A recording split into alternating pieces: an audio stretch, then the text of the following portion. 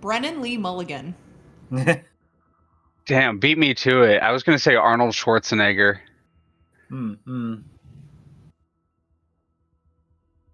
Oh! Damn.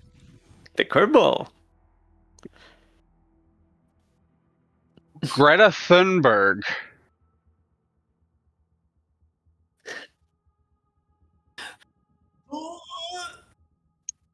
George Lucas.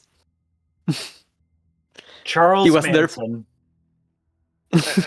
Listen, George was Connor? first. Connor, you can't be heard. Connor. Oh no. Connor, fix it! Fix it, fix it, fix it! I know. Charles Barkley. Shut up and Charles jam Martinet. Gaiden.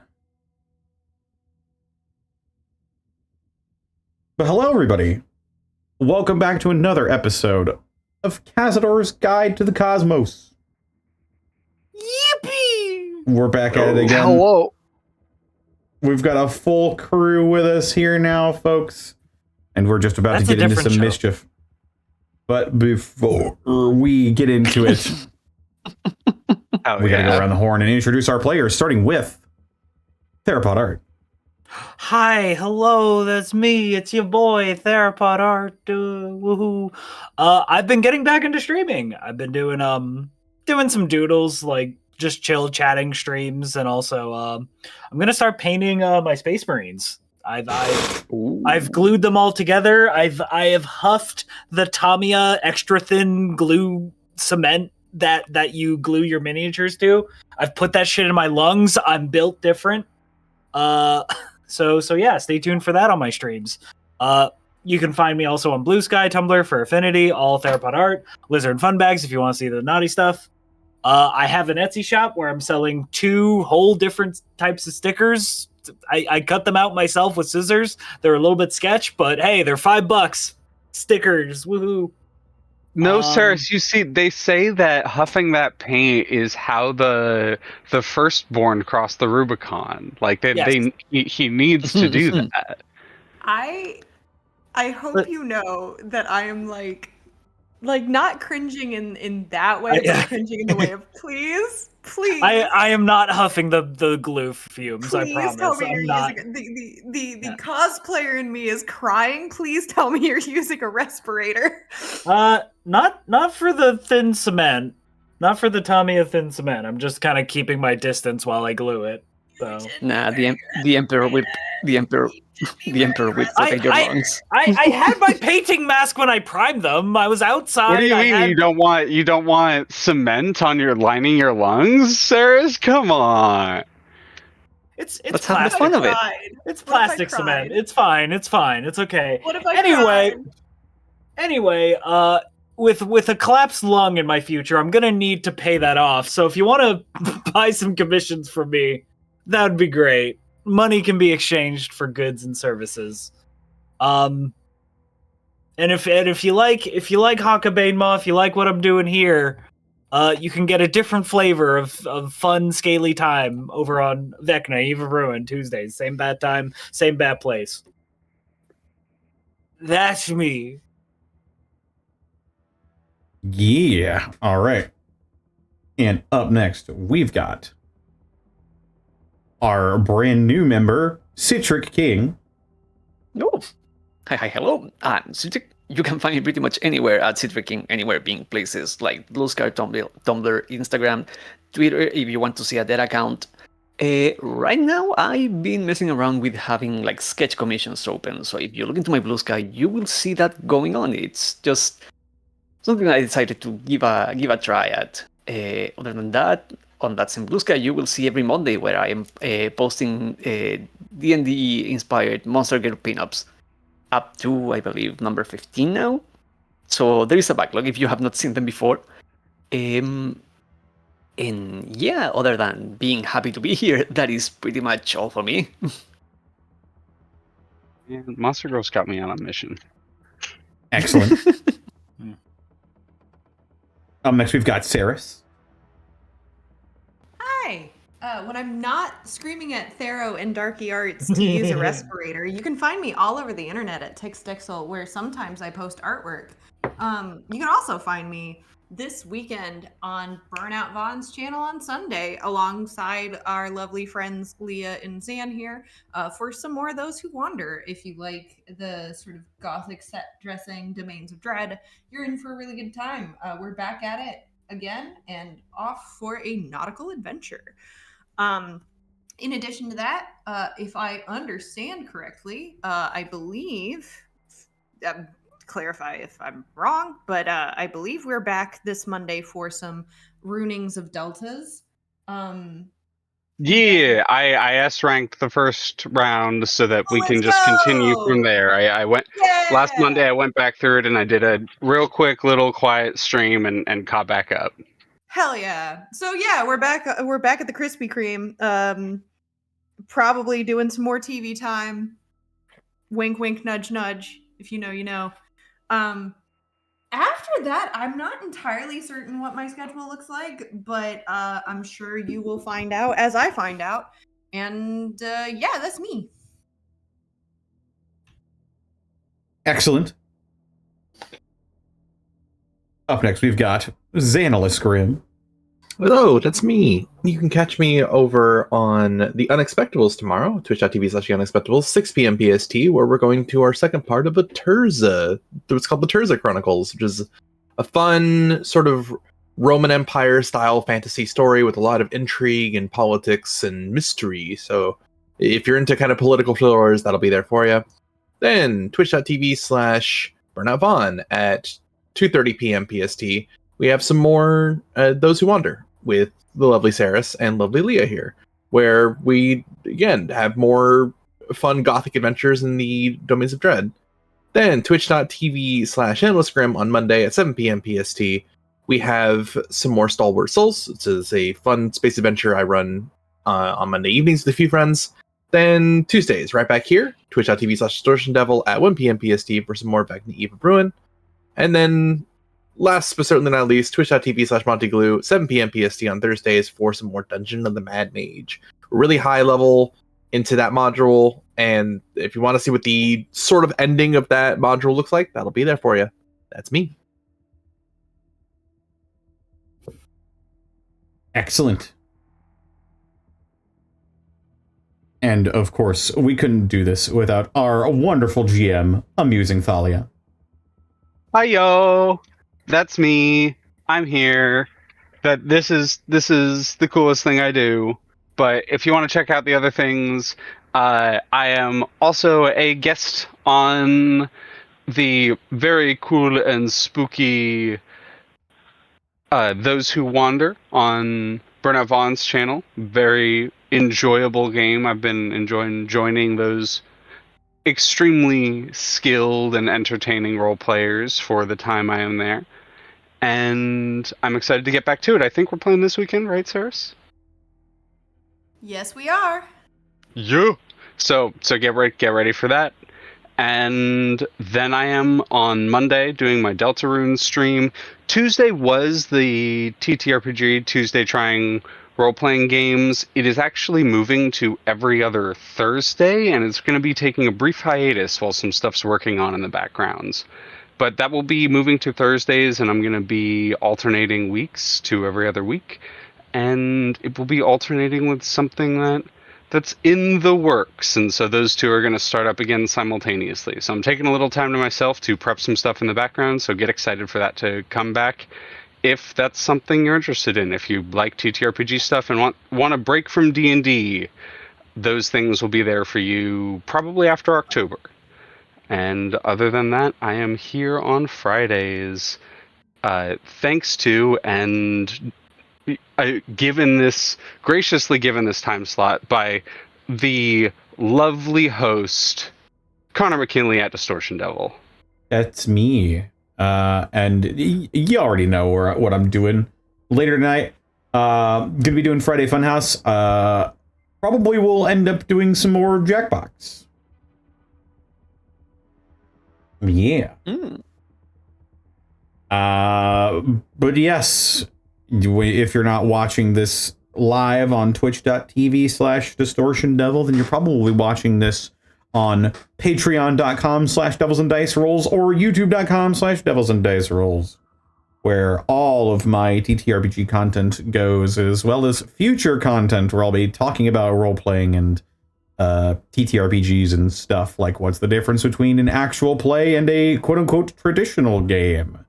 How to break out of your shell as a role player, some such stuff like that. Yes, but that is that's enough about me. Also, I've implemented something that will hopefully help keep the window updated whenever I've clicked off of it. So all of you YouTube commenters will have one less thing to complain about. But yes, this episode of Kazador's Guide to the Cosmos was brought to you in part by Beard Sorcery. Thank you, Beards. God damn it, I was muted. Beard Sorcery! Greeted with silence. But you know I'm what sorry, isn't I was silent? muted. You know what isn't silent? The scents and smells of these wonderful products. I've actually just applied some Dark Sorcerer Solid Cologne earlier today. Connor, if those things aren't silent to you, I think you might want to get it checked out whether or not you have synesthesia. Perhaps. But in the meanwhile, you too can enjoy fantastic Beard Sorcery products at a considerable discount if you go to beardsorcery.com and use code DistortionDevil. You can save 10% when you shop online. As well, check out Bones Coffee Company. They have all sorts of delicious varieties of coffee. Man, I want some coffee right now too. Delicious varieties of coffee that come in all sorts of shapes and sizes, whether it be K-cups, grounds, whole beans, or even canned cold brew. You can get it all at bonescoffeecompany.com. Use code DistortionDevil and you can save 10 to 15% off. As well, we could not do this week in, week out without bits and subs from people such as Cyrus Einsla, thank you for the 100 bits. Have fun at everyone. And Darky Arts, thank you for getting a tier 1 sub to Tixdixl. Hey, we know that person. As well as Papusa Monkey, thank you for the 78 months.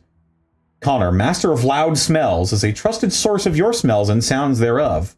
Also, coffee after 200+ mile road trip from work. Woo. Ooh. I bet that is the best coffee ever. It's true. Yeah. I am the master of loud sounds and smells. I think actually Fringe is the master of loud sounds. Right. I'm the master of loud smells. There we go. Loud smells. Let's go. We're back to synesthesia. That remains to be seen. It is interesting to have. If you and Fringe did like the fusion ha dance, you would be the smelliest and loudest person on the planet. It's true. That sounds dangerous. Like too much power contained in one vessel. It would combine the powers of Missouri and Ohio. Oh God! I physically recoiled, Thero. The only combination more dangerous is Florida and Ohio. Oh no! Well, you can't defeat. All right, I'm gonna I'm gonna rope you in. I'm gonna gather the reins on this gravy train, and I'm gonna get us going. Does anyone need any more time? Is everyone all right? I'm good. Speak now or forever hold your Reese's Pieces. Not sponsored. Pieces. Yeah. You know what? 1 second. Yeah, I need to. There I need to go. get in. I need to get in on this. There we go. All right, carry on. Yep. Alrighty. Well, with everyone ready to go, and without any further ado, the crew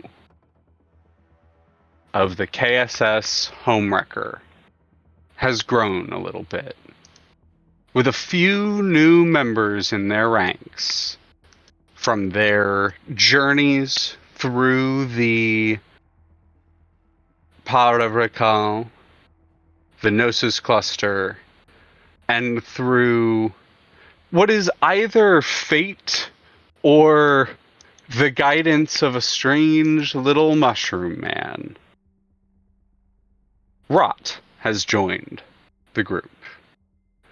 And now, as the crew gathers the rest of their supplies and says their fond and somber goodbyes to those they leave behind, they travel into the cloud of magic surrounding the Gnosis Cluster, ready to disappear towards Sigil. But in their path lies a massive Githyanki war vessel, retrofitted and very clearly flying the colors and flag of the Pirate Lord Xoruk, whom you have dealt with a little before. It seems as they have asked for some sort of parley, that this has not yet come to blows, but with two other smaller vessels slowly coming out of the fog around you all, it is very clear that this is a show of force, whether or not it is meant to be peaceful. And as the group of you listen to the captain's request, the Githzerai request to come to the top deck, I leave you all to do as you will. As you look about your crew, Kazador, what are your orders?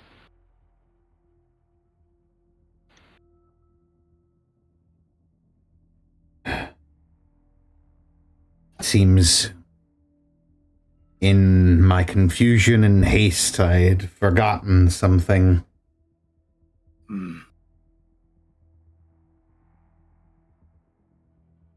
Well, they haven't openly attacked us yet. I say we try to talk our way out of this. This is meant to scare us.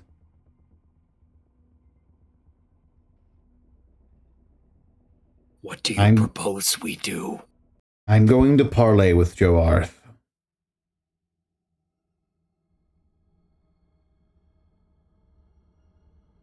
I will be by your side.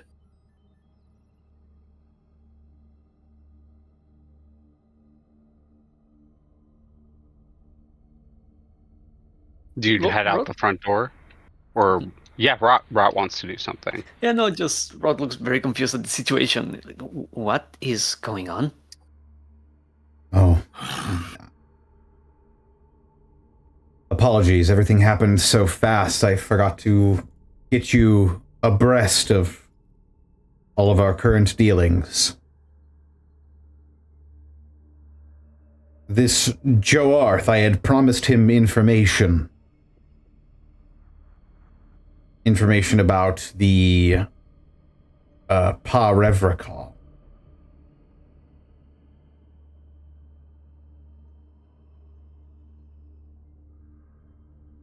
You see a blank expression at the mention of that, like no recognition. Either which way, this business should be concluded before long. You needn't trouble yourself with it. If you need me, I can just hide. I don't want to get in the way. Well, if things go south, we could use some of that, disease that you carry on you. You see again a flash of that guilt in their eye, but they will slowly nod.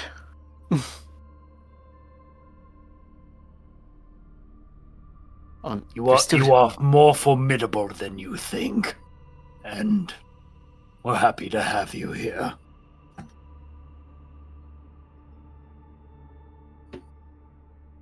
You see how they like suddenly grab their stuff a little tighter when you say that? Oh, I'll do my best.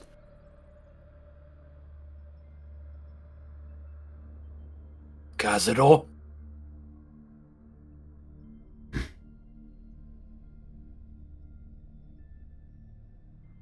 Is Marine and the other two their names are escaping me right now. The other two Githyanki. The other two Githyanki, Inavri and Kinatal. They were out on the top deck. There have been no orders to fire, and you haven't said fire at will or anything like that. They seem to be reasonably well trained, or at least smart enough not to just fire on these ships willy-nilly. They were testing out a weapon on the main deck. And again, you can connect to anyone on the ship if you wish to give orders or ask them what's going on. I'll just give an order to Marine and the remainder of the crew.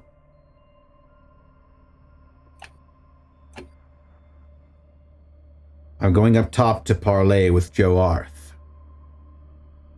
Mind the ship while we're gone.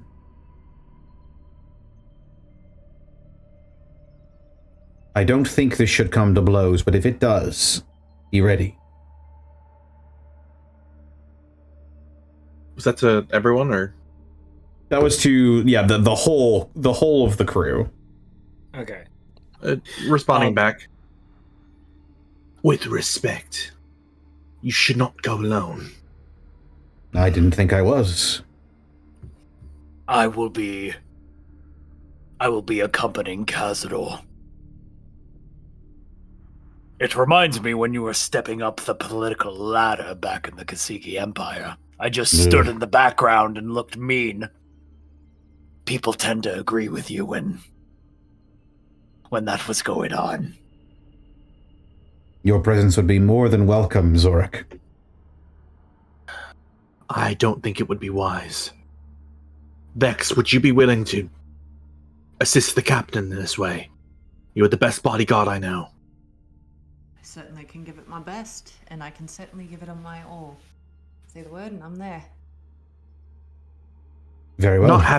Not having me there and refusing to talk about me unless brought up might serve as an advantage to you, Captain. Who you are being pressed by is someone who seeks every advantage, be it information or leverage. Keep that in mind. If we don't reveal our hand fully, we can surprise them if we need to. Very well. Go on. It would be in our best interest to not only ensure that we are not openly showing our hand, but see if we can't entice him to deal his.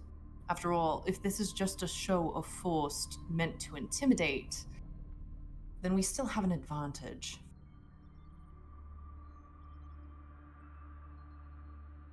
We have information they do not. That is true.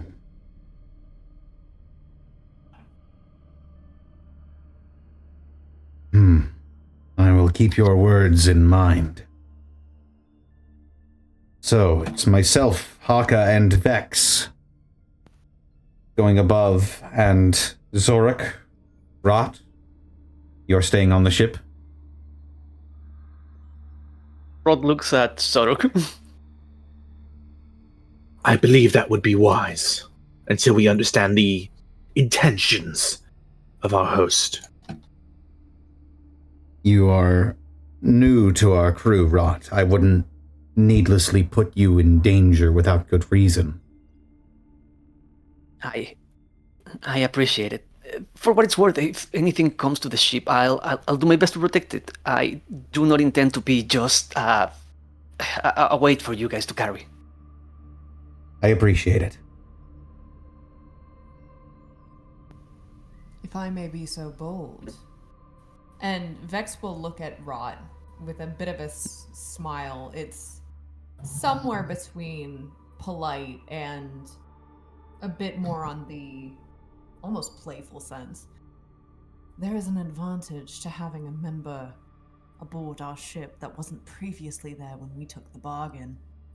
Oh. Having you up our sleeve is another, shall we say, ace.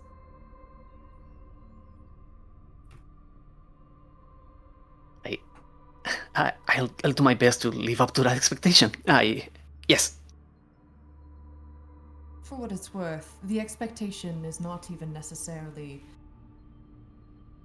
based on your skill. I have no doubt that you are skilled in whatever manners you may be, but it's more the fact that we have another ally. Numbers do make an impact. So understand, when I say that we have another ace up our sleeve, I'm not necessarily holding you to anything specific. If anything, I'd rather be surprised. And then Vex will kind of look to the rest of the party and say, but of course, I'm not the captain, so I do not wish to speak on behalf of everyone else.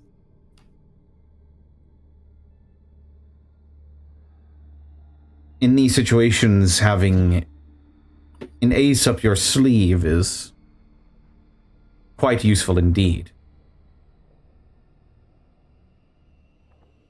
But as I stated before, I would be remiss to immediately place you into danger, not even a few hours after joining our crew.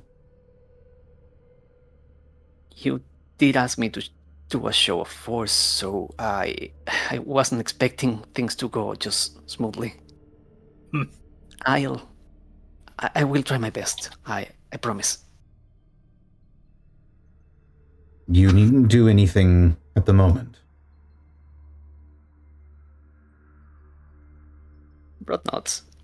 Remember that you are Commodore Rain. Do not let him speak to you otherwise.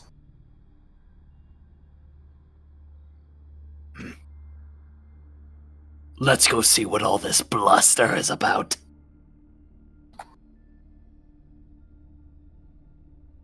As you begin to head out the door of the bridge, you see Marine, who has gathered in Avreen Kinatal into the kind of entry hallway, looks over towards you. Captain, they've reported that there's a small vessel heading towards the top deck, likely a some sort of external ship carrying the Parlay party.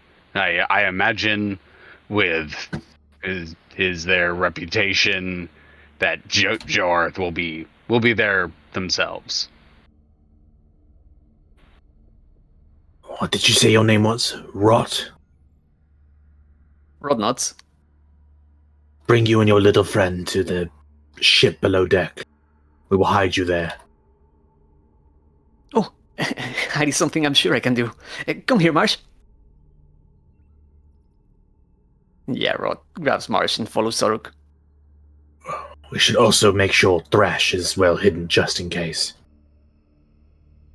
Who is Thrash? You'll see. Another member of our crew. Oh, I'm sure I'll be glad to meet them, but the circumstances being as they are.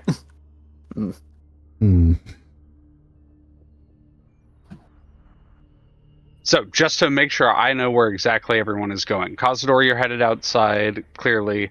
Hakka, you are headed... With Kazador. With Kazador. Rot, you are headed with Xoruk up to the tardigrade, Tom? We're hiding in Tom. Got it. We're hiding everyone who's potentially wanted or that we know is wanted in Tom. Got it. Then Xoruk will stay... I guess, yeah, at the entrance of the tardigrade, just in case. All right, we'll move Rot in, move Martian. Marine will look at you, Captain. I've gathered the crew. Where do you want me?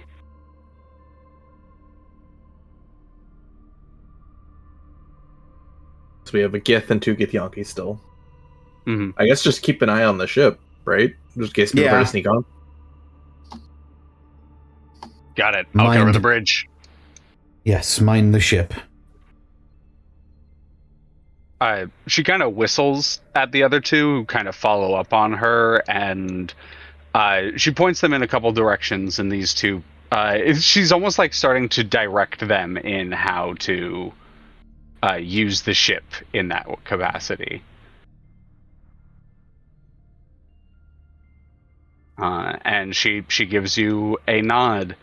On your way out, Hakka, Vex, Kazador, you see that landing on the highest top deck, where Force Ballista 2, Deck 7 is, there is a small vessel kind of floating just above it that when you exit the nautiloid, a rope gets thrown over, and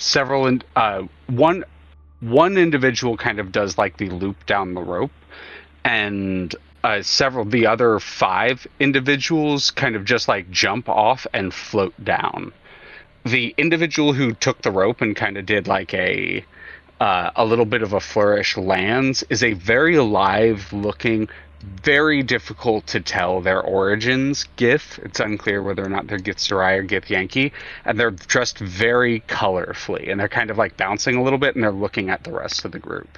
The other individuals with Joarth, who you recognize being in their like big armor set, and kind of striding forward very confidently, chest puffed out a little bit with the regal half cape on that you saw them in last time. And once again, they strike a pretty menacing figure, as they are the physically largest Githyanki you've ever seen. They actually seem to have sizable muscle mass, and they seem fairly broad. Unnatural physique for most Githyanki that you've seen. The other individuals, one is a fairly armored looking individual with a shield and silver armor that has been gilded a little bit, and they're kind of giving a little bit of a half-cocked frown, and you can see a gold tooth sticking out.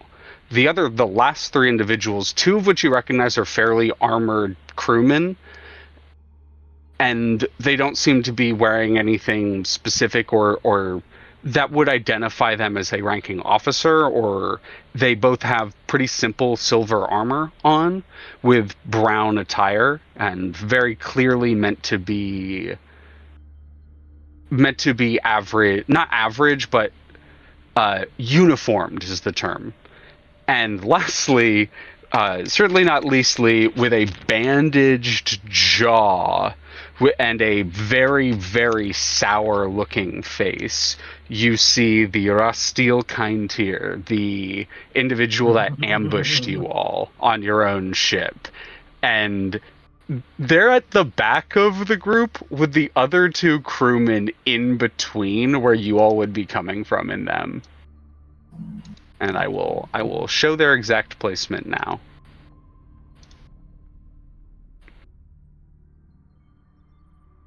For clarification, before we emerge, actually, Thero, this is a question for you. Are we weapons out right now? This is. I'm gonna say Hakka's giving these people the benefit of the doubt because they said parlay. Hakka has his weapons. He hasn't disarmed himself or de-armored himself, but it's about presence and like entry, right? And the reason I'm asking is I want to make sure that whatever it is that we decide on, we're both like at least going into this interaction, we're both doing it. We're both on the same page here. Hakka doesn't have weapons out, but he's probably got a hand resting on like the handle of his weapon, and pretty Does that- akin to the way that they're presenting, because as you walk Yeah. out, you would see that they are all armed and all have their equipment on them, but none of them are weapons bared at the moment. Yeah. So Vex, same for you?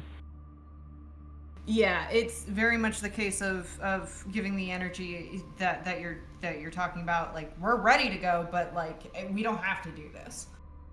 Mm-hmm. You wanted parlay, we're gonna do parlay.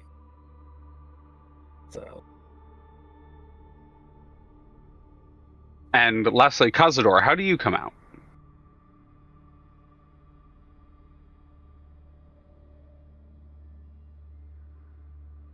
Kazador's coming out of the closet, everyone? Yes, it's true. I'm not actually a hobgoblin. You've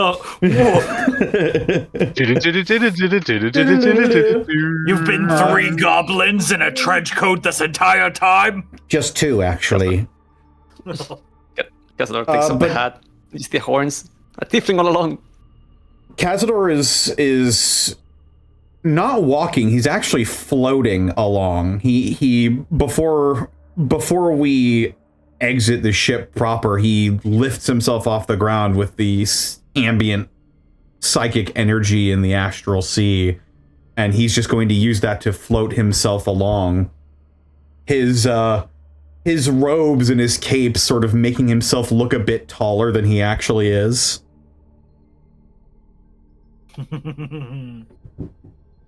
As you float out and as you all present yourself as a trio, you would notice Joarth cock their head a little bit and look kind of past you, and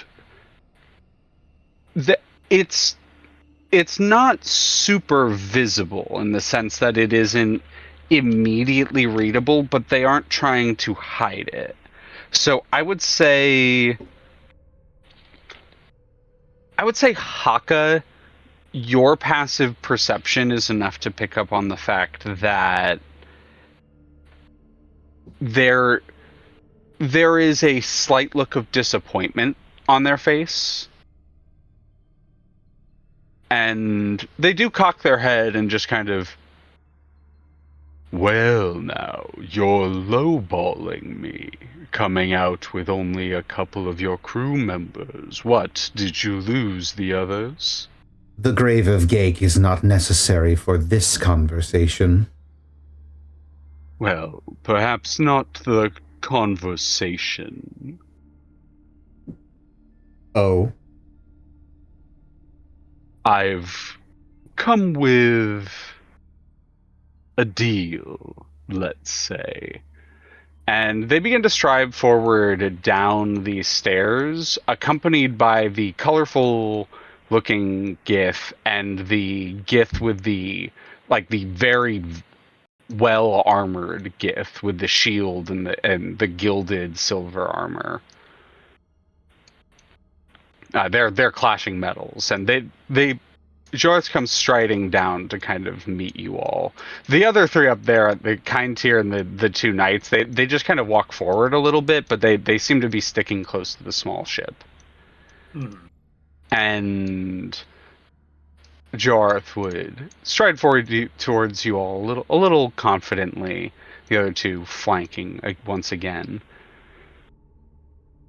You see, we had a deal, and while it is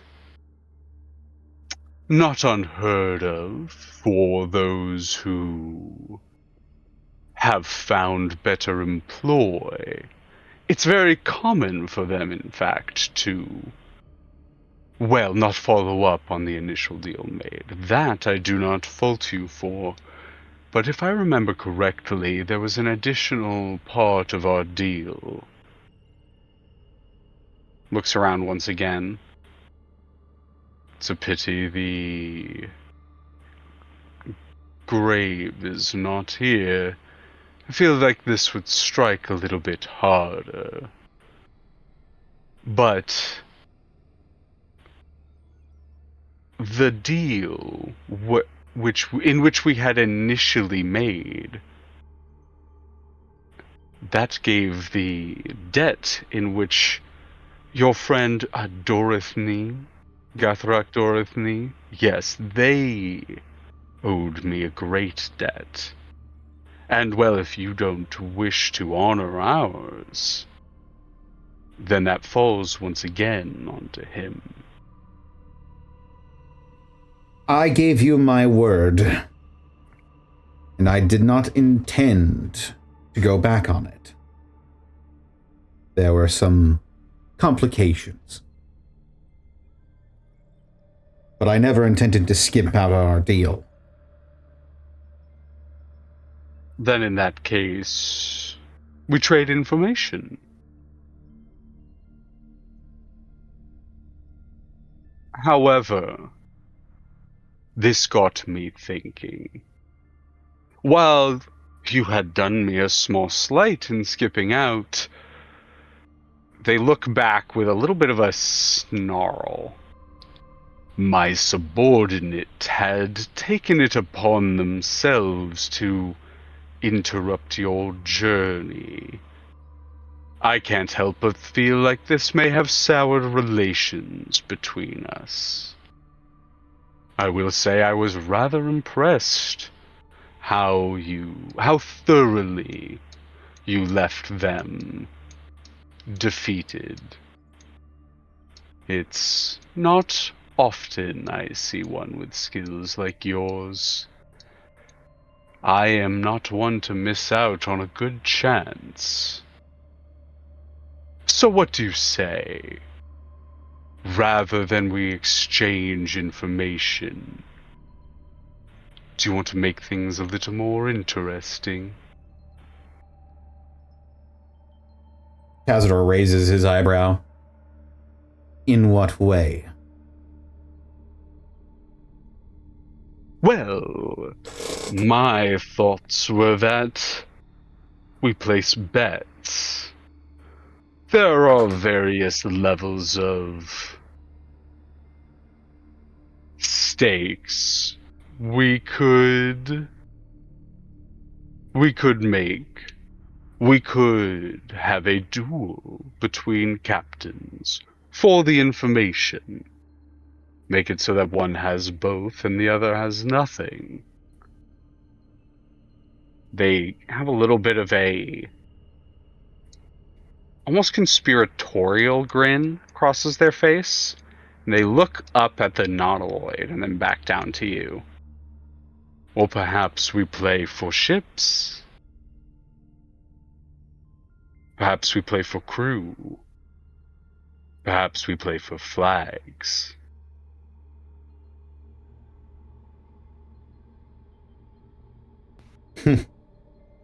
I recognize an up-and-coming captain, and they gesture at the two captains behind them.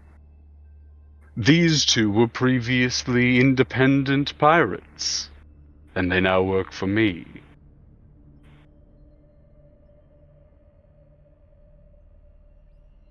I am hoping to rival some of the greater fleets out there. And I will say, with your talents at gathering crew, as evidenced by the Fleetbreaker and the Grave of Gake, well then, I simply must have you.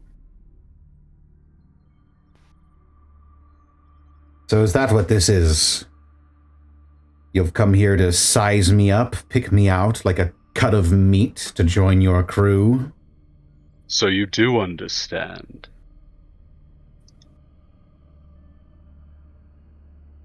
I do indeed.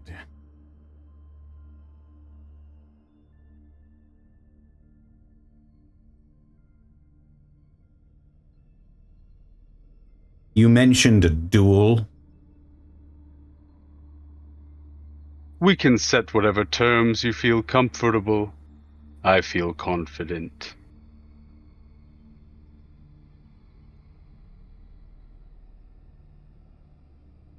Permission to speak, Kazador. You may. If it is all the same to you, Commodore, I personally find that before a duel is set in match or a game is determined in order to be won, one must determine what it is that is going to be won. And if I do understand this conversation correctly, the terms are not only vague, but they are nondescript. They're indistinguishable. If I do say so myself, I personally would advise you, Commodore Rain, to push a little further. And Vex says that looking directly at Joarth.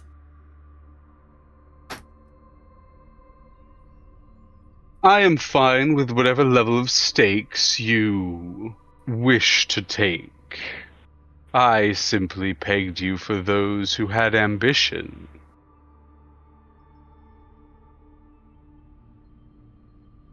My stakes were suggested. We could trade information or play for information. Or, and they look directly at you, Vex, you come work under my flag as a part of my fleet.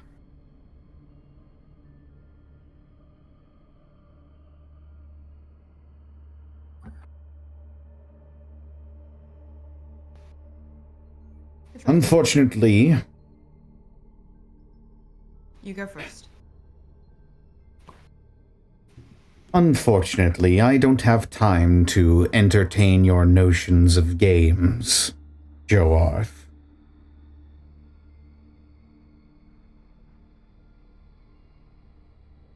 The We had a nostrils deal. flare ever so slightly. We had a deal and I intend to carry it out. Now, do you want this information or not? Then you are willing to simply hand over the location of the Parebrikal. Whatever gets you off my ship fastest.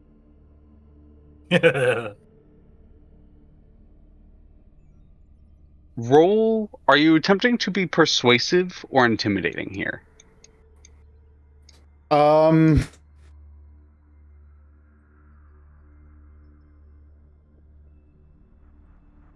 They've clearly come doing like a show of force, so yeah, I think Kazador would be like biting back here.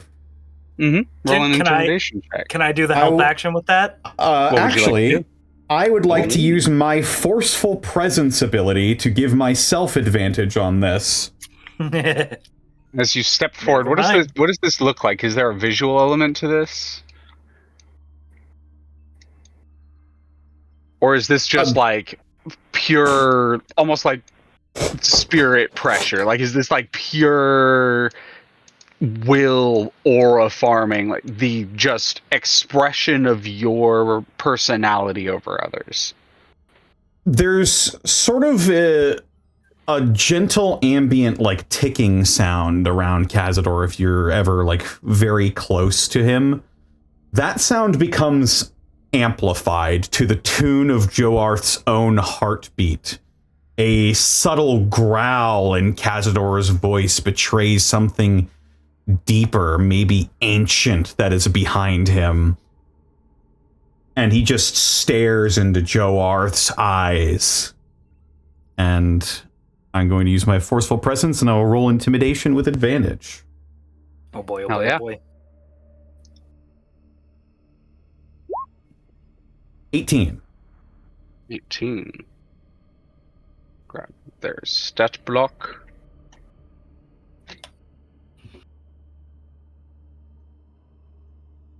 Should have had this out already.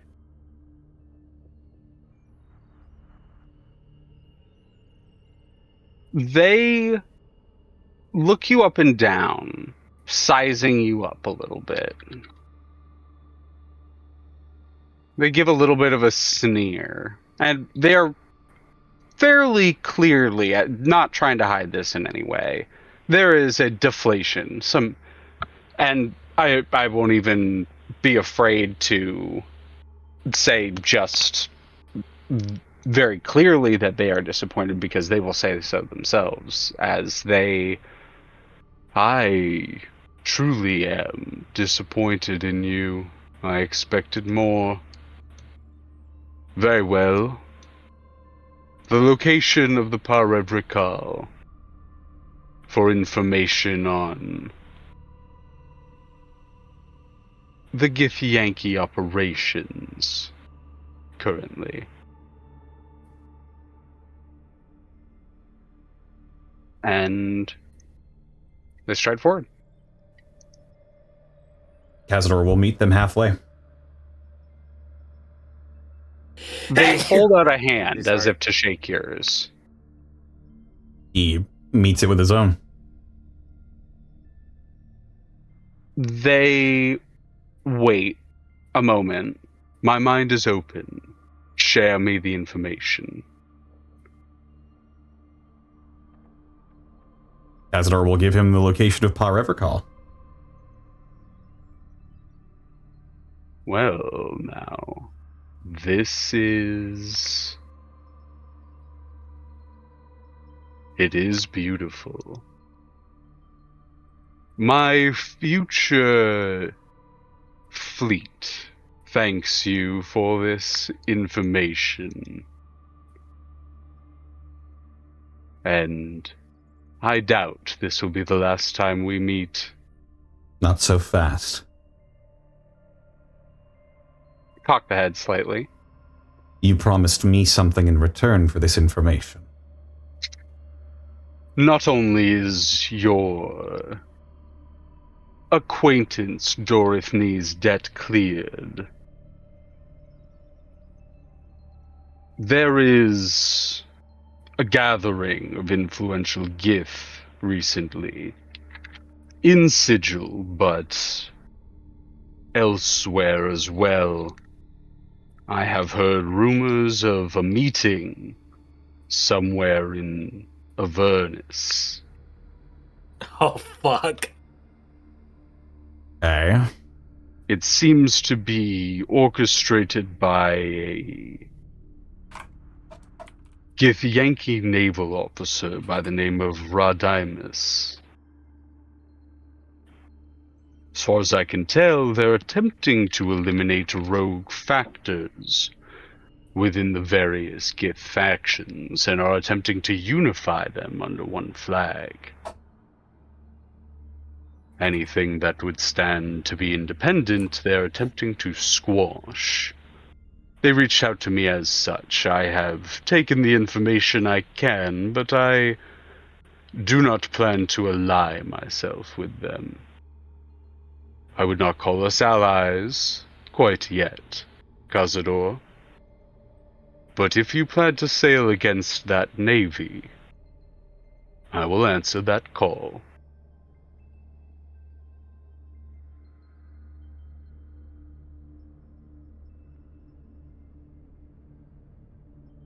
I will give your words thought.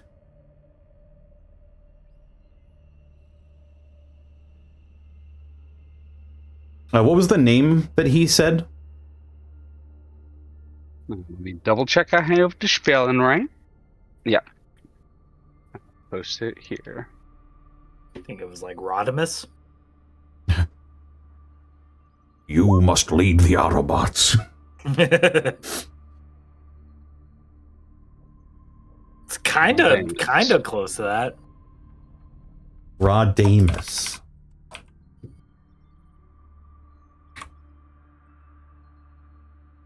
And he's heading this like unification. Admiral.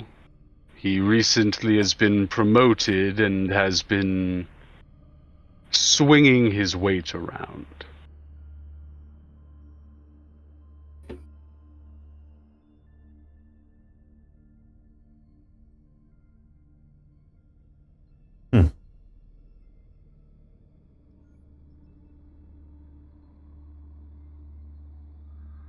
They were attempting to infiltrate the Gnosis cluster to get access to the Parebrikal.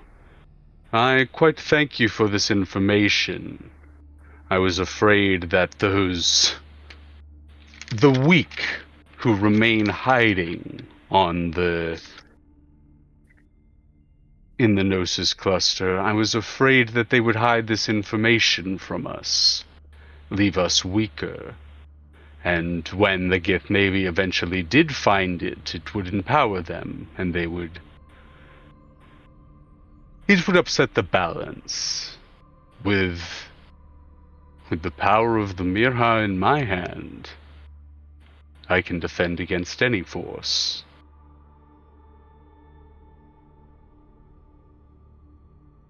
I think you'll find that there are more forces vying for that than you realize.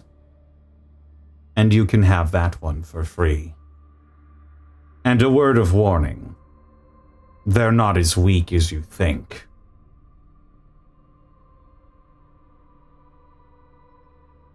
Neither are we.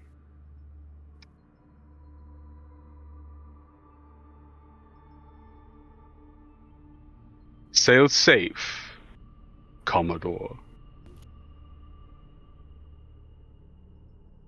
Just give a stiff bow. The kind of, like, colorful Gith, because just literally draped in a lot of different colors, gives kind of like a what the hell expression. Captain, you called us here to do this and then no fight?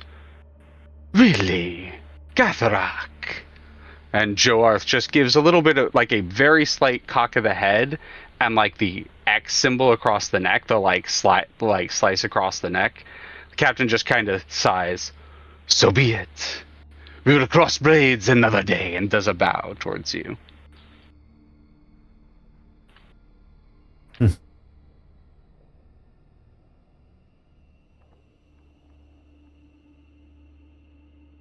And they begin to head off towards the smaller vessel.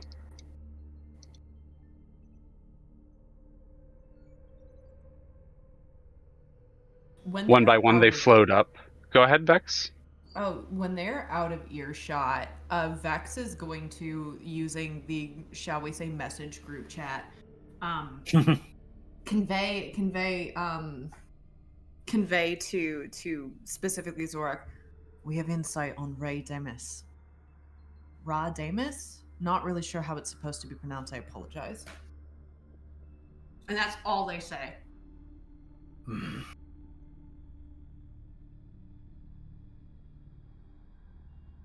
As the vessels disappear once more into the cloud of magic, the KSS Homewrecker is once again left silent and drifting in the seas. Hakka, would you send a message to... Shit. Fucking Gith Yankee names.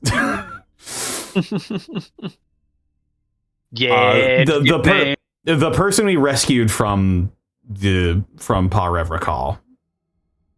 Oh, the Scion. Yes. I also have to look up their name because they mostly just went by the Scion. I will be honest, I don't have sending prepared. I can get to that tomorrow. Just as soon as you can. Mm-hmm. Warn them that the location of Parev Recall is... Compromised, yes. Thera, I'm just going to really quickly point you towards the cool weapon you got. Oh shit! Yeah, it's got it is posted in the group chat, and yeah, it does have an ability that might pertain here, the clerical versatility one. The soy jack point I just did.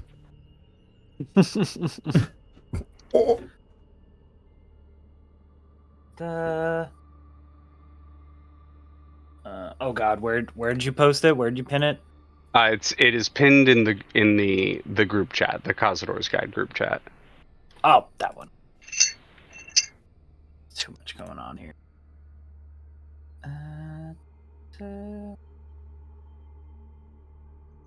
Oh yeah, okay. But once again, y'all are left alone. I want to quickly flash back into Tom. What's been going on in here during this time? Well, Xoruk will just kind of be like tapping his toe, somewhat frustratedly trying to find a center for himself, but then just can't seem to. A bit nervous for what's going on upstairs during their conversation. Hmm. For their part, as they got here and expecting, just really not knowing what will happen, just sticking around close to Xoruk and pretty much be ready to follow their lead as needed. I don't know what Marsh is doing though. Xoruk's gonna look towards Rot and Marsh. Is this your idea of hiding? Well, they are not coming here right now, don't they? That remains to be seen.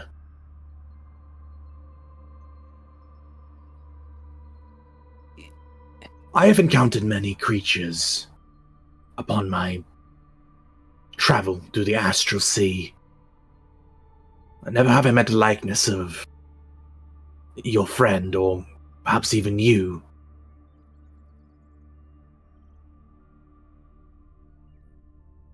In all fairness, Marsh is something new to me as well. I just met them on the road and kind of followed them along. They seem to have a better idea of where to go than I did. So, Marsh right now is currently pressing and opening and closing the aperture on the drill front. You're both from Avernus. not really. I come from Plaguemore. It's in the outlands of Sigil. You're an outlander. Rotnuts. You're certainly a long way from home. Lived there all my life, and suddenly it appeared I was no longer welcome. Interesting. What do you eat? I do, yes. Xoruk will move over and grab a nicer ration and hand it over to Rot. Oh, thank you. What about your friend? And Rod will take a piece and hand it over to Marsh. Marsh, you don't need to be messing around with those. Like, here, we have food. Just kind of reaches out, takes the food in his kind of soft hand and just kind of slowly presses it into the face until it disappears.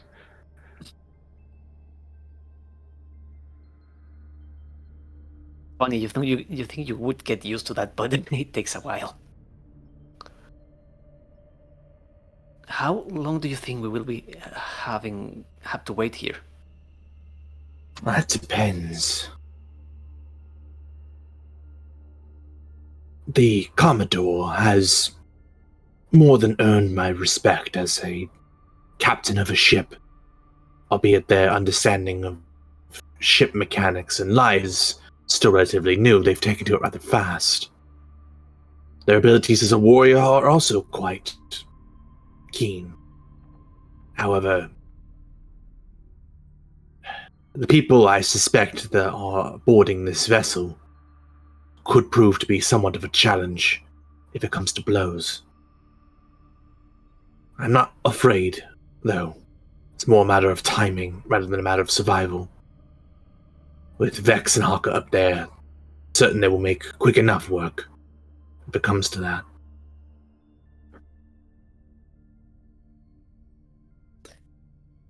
Does Tom have any windows or any way to look outside? For the front section here, there are windows to look out, yes. But you are just seeing the inside of the hangar at the moment.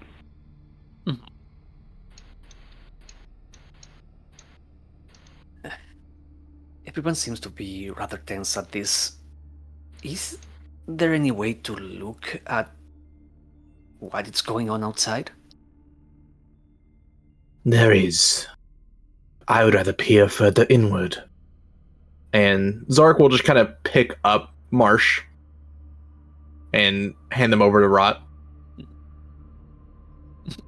Rod will receive Marsh. We're just kind of doing the like cat thing where they like slump to the elbows to whoever's holding them, and the arms kind of go up, and they're just looking up at the two of you. Understand this. I cannot speak for Hakka nor Kazador. Their lives are somewhat behind them. But something has happened, some piece of information has come to our knowledge that has been troubling for Vex. I do not know if Marsh can understand me, so I will speak to you, Rod. Leave Rod them knows. alone, unless there is something necessary to communicate. Can you tell them that?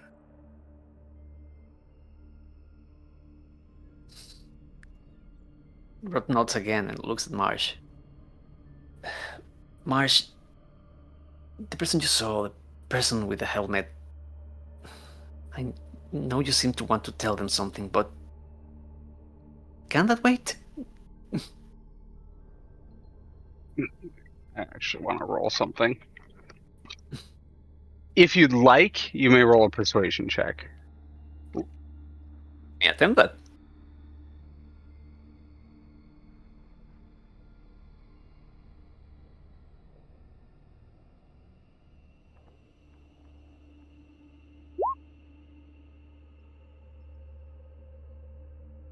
That is a 13. 14. Or 14, yeah. They... If a mushroom could frown, they slump. They deflate a bit in your grasp. And the arms just kind of go up and they slip out and they kind of slump on the floor a little bit and they cross their arms and are very much acting like a petulant child. Oh no. But they seem to acquiesce. Rod I do nods not at know. that and looks back at Xoruk. I do not know what it is like where you are from necessarily, Outlander. But understand that when someone is sorting through something complicated for them to process, having a demeanor that would belittle that process is quite offensive. And while I recognize you do not know necessarily that is what has been happening, Marsh, that is what's happening. They're like not really like looking at you, but they slowly sort of stand up and they don't like kick you, but they kind of do the like foot kick the ground thing kind of towards you, and then they walk around you and start pressing the aperture again.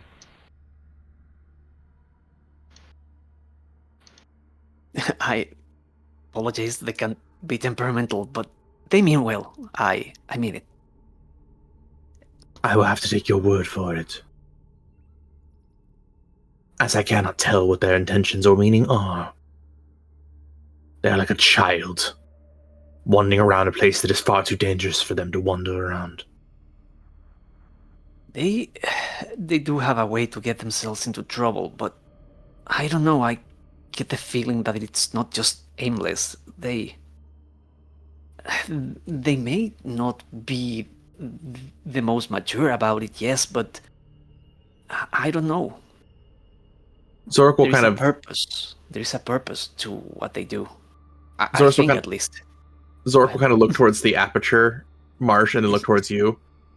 How does this have purpose? It Oh, no, right now, points towards the aperture like multiple times as you say that. It just like keeps pointing at the aperture and then opening and closing it. Rod will actually look to what Marsh is doing as they do it. Roll an insight check. Alrighty, let's try this. Insight down. Ooh. It is quite unclear. That it is pretty akin to how they commonly try to communicate in pantomime, but it is very, very unclear what is trying to be communicated specifically right now.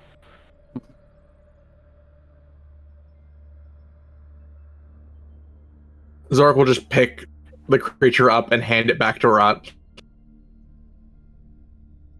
You pick the creature up this time, stopping it from playing with its aperture. Hold up. Rod Holy receives it back. fuck. Does an 18 hit your AC? Mine? Xoruk says you pick him up. Nope. 18. It takes out the little leaf sword and kind of slashes across your like outer gauntlet, attempting to slash at you with its little leaf sword as you pick it up again. As it kind of cuts into the armor, Xoruk will just hand them over to Rot and look directly at Marsh. I have had more pleasant conversations with living sewage. I've gutted things for less offense, and I would take pleasure at knowing what your insides look like. Now stop and behave yourself. In response, it starts to almost look like its face starts to stretch out, and there's a small, sort of almost faint, like, tearing sound as the outer layer rips open and this inky sort of ichor drips out the mouth and in between between the two lips that are sort of made. It's kind of lopsided, and just a few drips of this ichor drip down the mouth a little bit, and then it closes it. I believe your creature is leaking. See to it. Can you actually look at what Marsh was doing? I still get the impression that they're trying to tell us something. I just don't know why. I apologize for their behavior, but again, I do think it's not for nothing.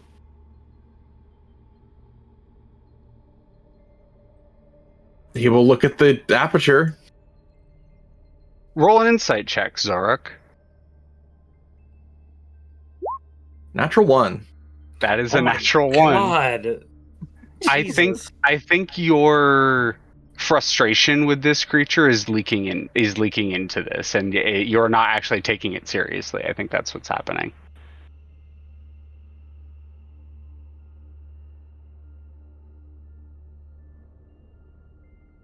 With a 10, because you do have a +9, it is a natural 1. It's just flat. The thing I will give you is that there may be some truth to that. The behavior is odd and is very childlike, but there is a bit more intent behind the actions that they take than you'd expect from most children.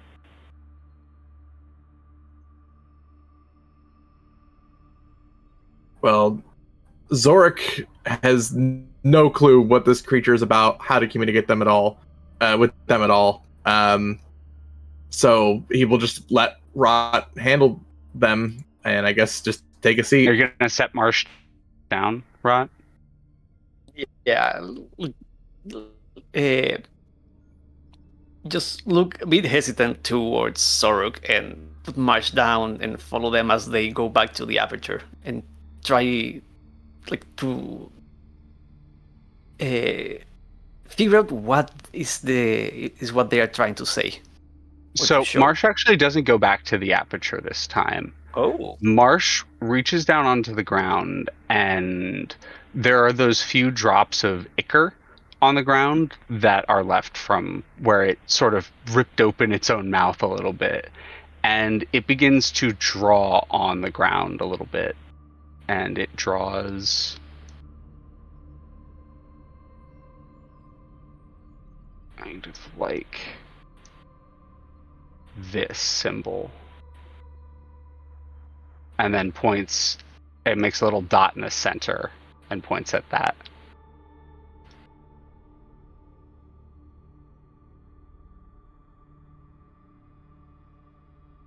What is that, Marsh?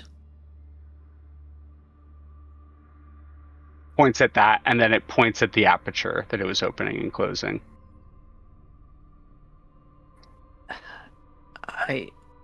Does this make any sense to you? Is that towards Xoruk? Yep. Xoruk's just gonna sigh. And he's just gonna leave.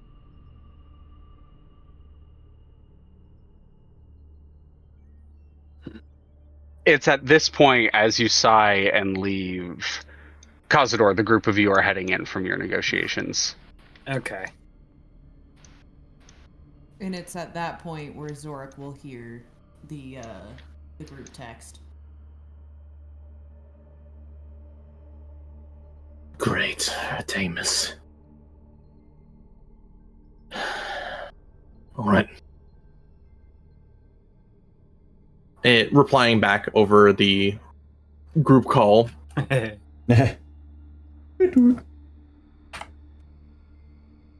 Has the Kithrak left the Homewrecker? Indeed. Joarth has taken his ships and gone back, presumably to the Gnosis cluster. Very well. Xoruk will move back to the room. You two are free to leave the Tom. Understood. And I apologize for the problem. You should not apologize for another creature's actions. I do feel I do.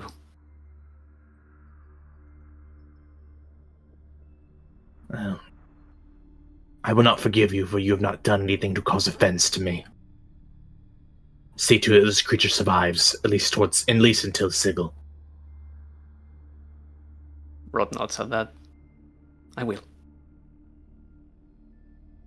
And Xoruk will leave. Alrighty. This is where I'm really quickly, as y'all are heading in, Marine would exit. Well, it seems like we got out of that peacefully. For now.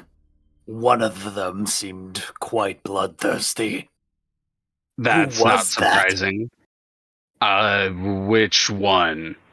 They were carrying multiple swords and they were looking to The clash colorful one. blades.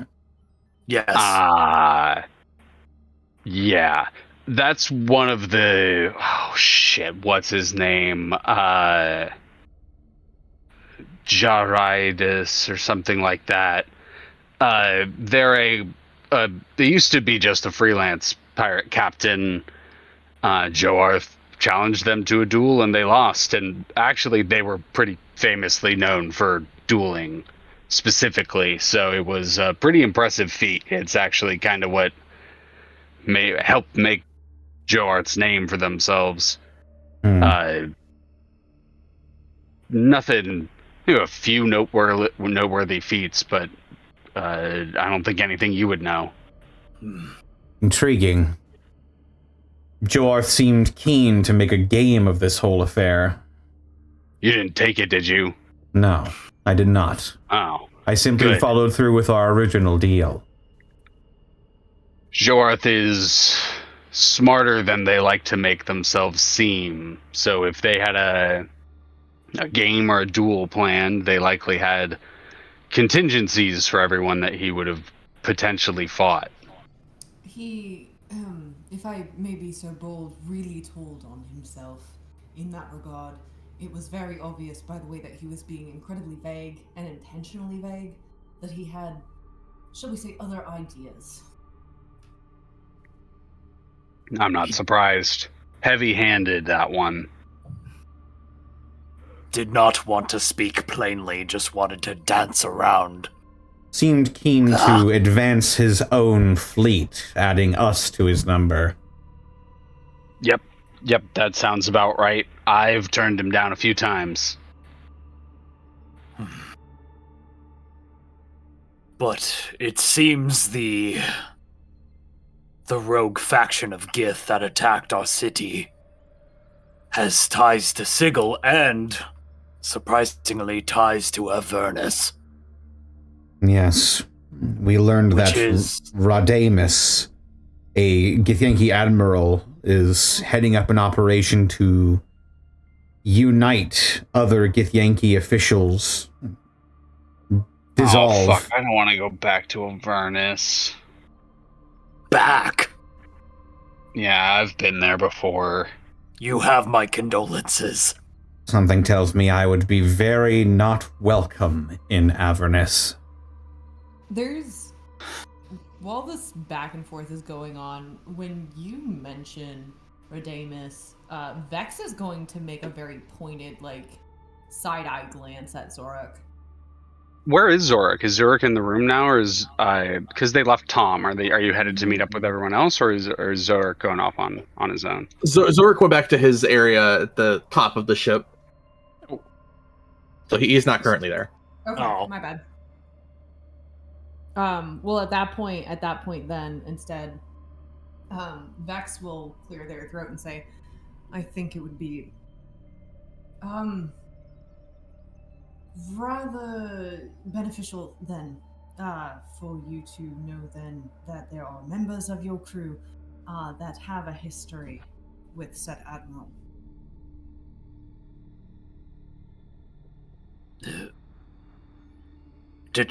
Did Thrash used to work for Radamus?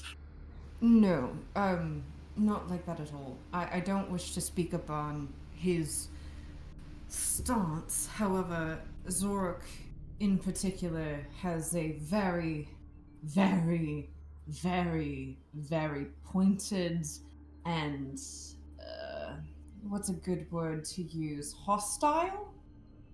Worse than hostile, honestly.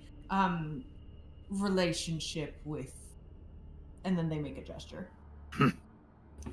Well, if this Radamus is responsible for the attack on our nation, then I'm going to have a hostile relationship with him too. Indeed. As boisterous and blusterous as Joarth was, he did give us good information.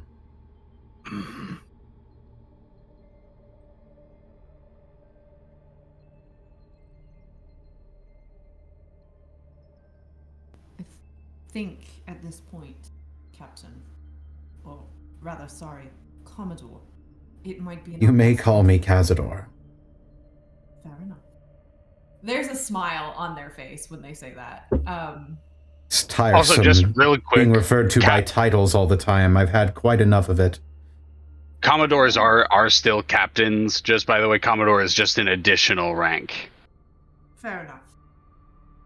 Kazador, and Hakka, I think it would be wise of us to not waste any more time. I understand we need to communicate to the other Gith of the incoming hostilities. I can handle that with a sending sure. spell. We should get going. You are correct. I think it would be unwise of us to waste any more time. Agreed. Well, in that case, I need to know where we're headed, so I can set the astral chart. You got three options because we're sailing into Sigil directly. Kind of. There are three various ways we can go. We can go to the back door, which is exactly what it sounds like. It's a door into Sigil that is often used because it is reliably unreliable, so it's used by smugglers like me. There's the gate towns. We're close to a couple after checking the maps. There's Zaos and Plaguemort. So they're fairly close in the grand scheme of things. They're not like immediately right next to us. We would have to go to the gate town and then go through the outlands. So like that's a whole adventure, but they are very safe options in the sense of the path is very set. There's no risk of getting lost or being accosted along the way. And lastly, there's the Seafarer's Gate. And the Seafarer's Gate is the pretty typical entrance to the City of Sigil from the Astral Sea. And that's usually where people get in. But you will be noted going through there. There's no going through the Seafarer's Gate without someone seeing you or without people noting your existence. So if we're wanting to stay out of the eyes of mechanists, that's maybe not our best plan. But again, all decision of how we're going, up to you. Well, we do have a recent addition to our crew that is familiar with Plaguemore. How interesting. Providence almost that we get a local from Plaguemore. Oh, it's because we're way fairly to- close to the Abyss. So we would have to go into the Abyss to get to Plaguemore. Just be aware of that. Now, is the Abyss hell, or is it... No. Is it... The hells are a similar but also quite different. So you know how cold and hot are both bad, right? Yes. Hell is hot, the Abyss is cold. I see. But... Whereas... And, like, you can't have cold in hell, but, like, if I'm giving you an idea of how, like, it works.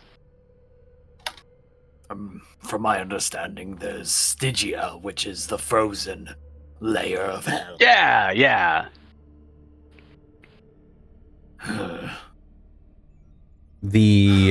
I believe the hells are home to devils, and the abyss is home to demons. This is true. So, personally, between the two, I would rather pick the demons. At least they're straightforward. This is true. But that they are straightforward in the sense that we will probably be attacked going through the abyss. Like, we won't be accosted in the sense of, like, nothing's going to stop us, but something's probably going to attack us. Like, that is just be ready for that if we're going through the abyss. The other one is Limbo, and Limbo's a coin flip. It's so funny to me. I've heard all of these. Limbo, the Abyss, Stygia, Plaguemore. I've heard them all in legends and myths. To see them with my own eyes. What a concept. Well, that's what they are, concepts. Hakka actually looks a little confused at that, but doesn't jump on it. Kazador will get on the ship's intercom and signal to Xoruk and Rot. Xoruk, Rot, could you come to the bridge for me? On my way, Captain.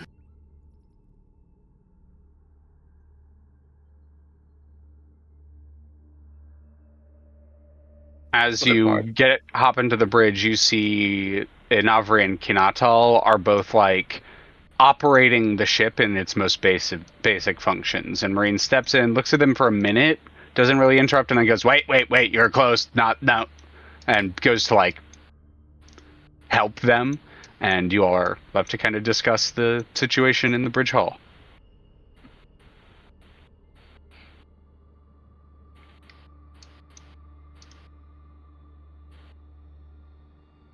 You wish to see me, Captain? Kazador. Yes. We're getting close to the cage, and we are needing to decide what route we should take. Marine listed off a few, one of which being Plaguemore, which rot I am aware that you have close ties to. I do come from there, yes. If you want, I think I can guide you through it.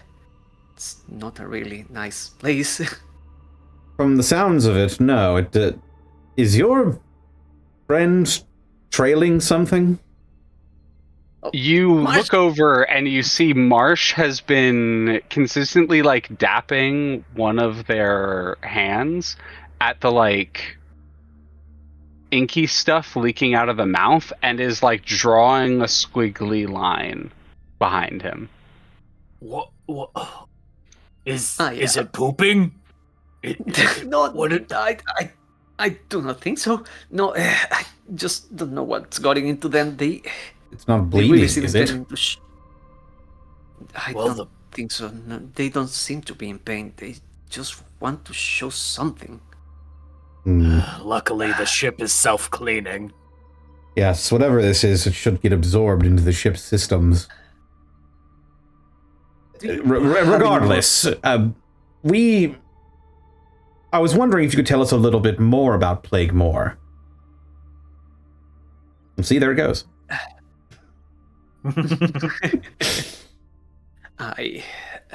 Plaguemore is on the outlines. It's at the border with the Abyss. It's not the nicest of places. It's not really good to have just chunks of your neighborhood suddenly being taken down by the Abyss. It just does that sometimes. It's all under the rule of the streets are patrolled by the hounds, which is their guard, but as long as you stay out of sight and out of trouble, you should be fine. Most people there just keep their head down.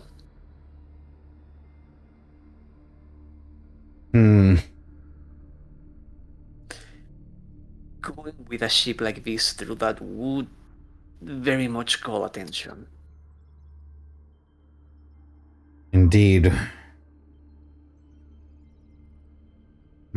We should probably only go the Plaguemore route as a last resort. Not so that. There, being unseen is usually the best way to keep yourself out of trouble. On that notion, Marine. I kind of walking back in from helping, but yeah, what's up? Tell us more about this smuggler's entryway. What did you call it again? The back door. Yeah, the back door. So we're not thinking Plague Mortar Zaus. She looks over at Xoruk when she says Zaus. Is your intention to go through limbo? It's one of the options. It was just one of the other things we suggested. We're fairly close, so Zaus wouldn't be too far out of the way. We might find ourselves at quite a bit of disadvantage with, Looks towards Marsh. a creature that cannot define themselves so easily in a place that requires you to do so, unless you turn to nothing. Yeah, he might just blink. What does that mean? Where It's not I'm good. from, a place called Limbo. If one does not know themselves, truly know themselves, from head to toe, if one cannot express to themselves and to Limbo who they are and why they are there, what their purpose is, they risk falling into nothing.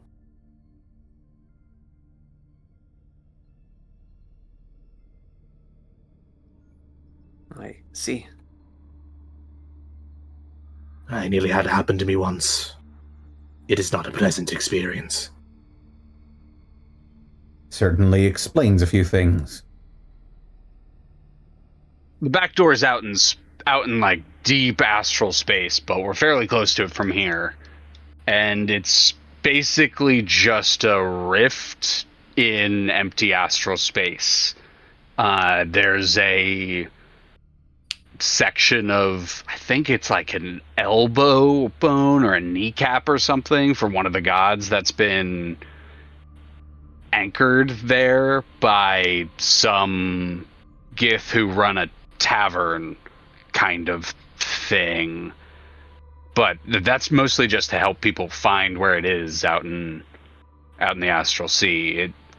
It's stable enough. We would park our vessel at the elbow bone, and they watch over all the vessels there. I mean, it's pretty out of the way, so not many people know about it. I've only ever seen a vessel parked there while I've been there once or twice, maybe, because we're usually in and out. Smugglers tend to leave each other alone. We're not like the typical pirates you run across here. We're not raiders or highwaymen, or I guess seawaymen. So yeah, it's kind of that. But the trick with the back door is really the way it gets you into Sigil, because it really just uses other doors. So it's unclear. It's really inconsistent where it's going to spit you out. You're saying we could be separated in the City of Doors? Probably, which is why if we're going to do that route, we need to set a waypoint, like somewhere we're going to meet up. Kazador folds his arms and thinks for a moment. Well, that was sounding pretty good until that part. Yarp. Yeah, it kind of is. Looks over at some of you, kind of cocks her head. You three, Hakka, Kazador, I guess you too, Vex, you have a higher chance of being okay, because there's a witch, I guess, for lack of a better term, who has set up shop in Sigil, and she tries to help out. Xoruk, what's the Sigil term? People who are from the primes. Isn't that the term? Yes.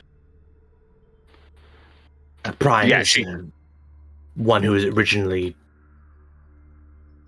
originates from, well, has more or less taken refuge within Sigil. But There's a witch blood. there who helps out primes. That's it. They are blood, from what I understand. Someone quite knowledgeable and an expert in their fields. Because we're all from the prime material plane, I assume? Correct. Yep. I'm not going to lie, I actually rather like that plan. If we're trying to be conspicuous, if we're trying to go under the radar, if we show up in separate locations in Sigil, not as one big group, it would be That's less one way suspicious. to look at it. Thing We is, would have to figure out who's, like, getting separated with Thrash is the problem. Precisely my thinking. Wait a second. Points at you, Kazador. Okay, so pretty commonly, where you get sent depends on like who you are, where your magic connects to, what god you worship, something like that. Not always, but quite often. If there's a good chance you two will end up together, because you get your power from Mechanus, right? Correct, at least as far as my self-research has gone. Is there any way you could like connect your magic to him so that you could like ensure that you two land together? Is that something you can do? I could try. I know my way around Sigil. I'm certain that if we find a way to make a waypoint, no matter where I end up, I can arrive there. Mm-hmm. But unless you've been... I have divination magic. I can locate objects or creatures, and I could cast sending. The problem is with the cage is it's not exactly like a normal city. It spans in nearly every direction on top of itself. Things that would more allow you to locate things easily do not always work as intended. We should pick a landmark. Something that we can all identify if we're going to go this route. Agreed.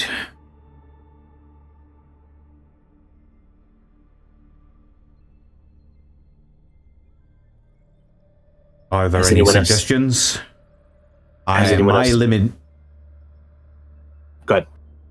My knowledge of the City of Doors is unfortunately quite limited.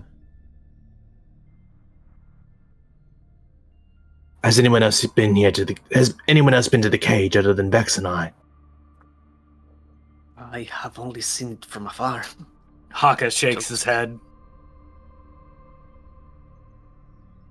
There's a place called the Hive. It is formerly somewhat of a residential sector. It is the largest portion of the City of Doors.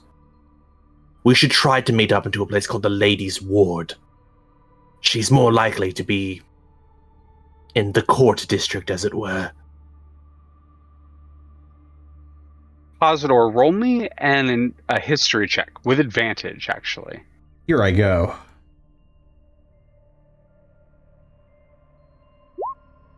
Rain. 21. You know the Ladies' Ward. For one reason in particular. Because that is where the Fortune's Wheel gambling hall is. Horse. The Ladies' Ward. I am somewhat aware of that, at the very least. I mentioned before I had a team working for me that has gone to Sigil. They ended up there and met with an informant.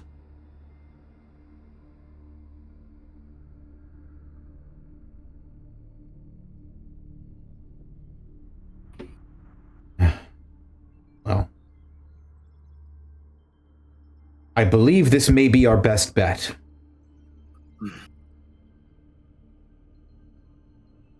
The ladies. So are we planning the Fortune's Wheel, or do we want another location? I have a suggestion, but I figured I'd let you... Look, gestures at Xoruk. You're more familiar, so I figured I'd let you guide it. I more mean to say, Ladies' Ward is covered with a number of temples to various gods. It is singularly unique part of the cage. Every other part can blend together in a strange, labyrinth-like texture. But the Ladies' Ward has a number of obvious signs to the gods, buried as they may be. Temple District.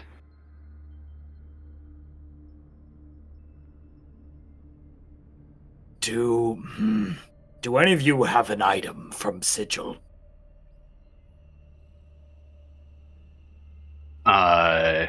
Marine pops out her eye. I would feel bad about taking that, but I know of a spell that, if I have an object from a location, I could find my path there, assuming I'm on the same plane. And I linked it in chat. Would this work, Aaliyah, to get me where I'm going?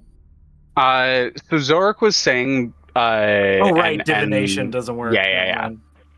Never mind that. It's not necessarily that it doesn't work, it's that it may work strangely. You also might attempt to divinate and see a funny masked lady looking at you. The lady says no. She's not going to kill you for just casting a spell, right? You don't know what she'll kill you for. Yeah, exactly. It honestly depends on what you're doing, because if it's seen that you're attempting to divinate through a door that you're not supposed to, even if it's accidentally, okay. it could lead to issues. Okay. Could get mazed. Very Don't maze me, bro. I will rely on my survival skills.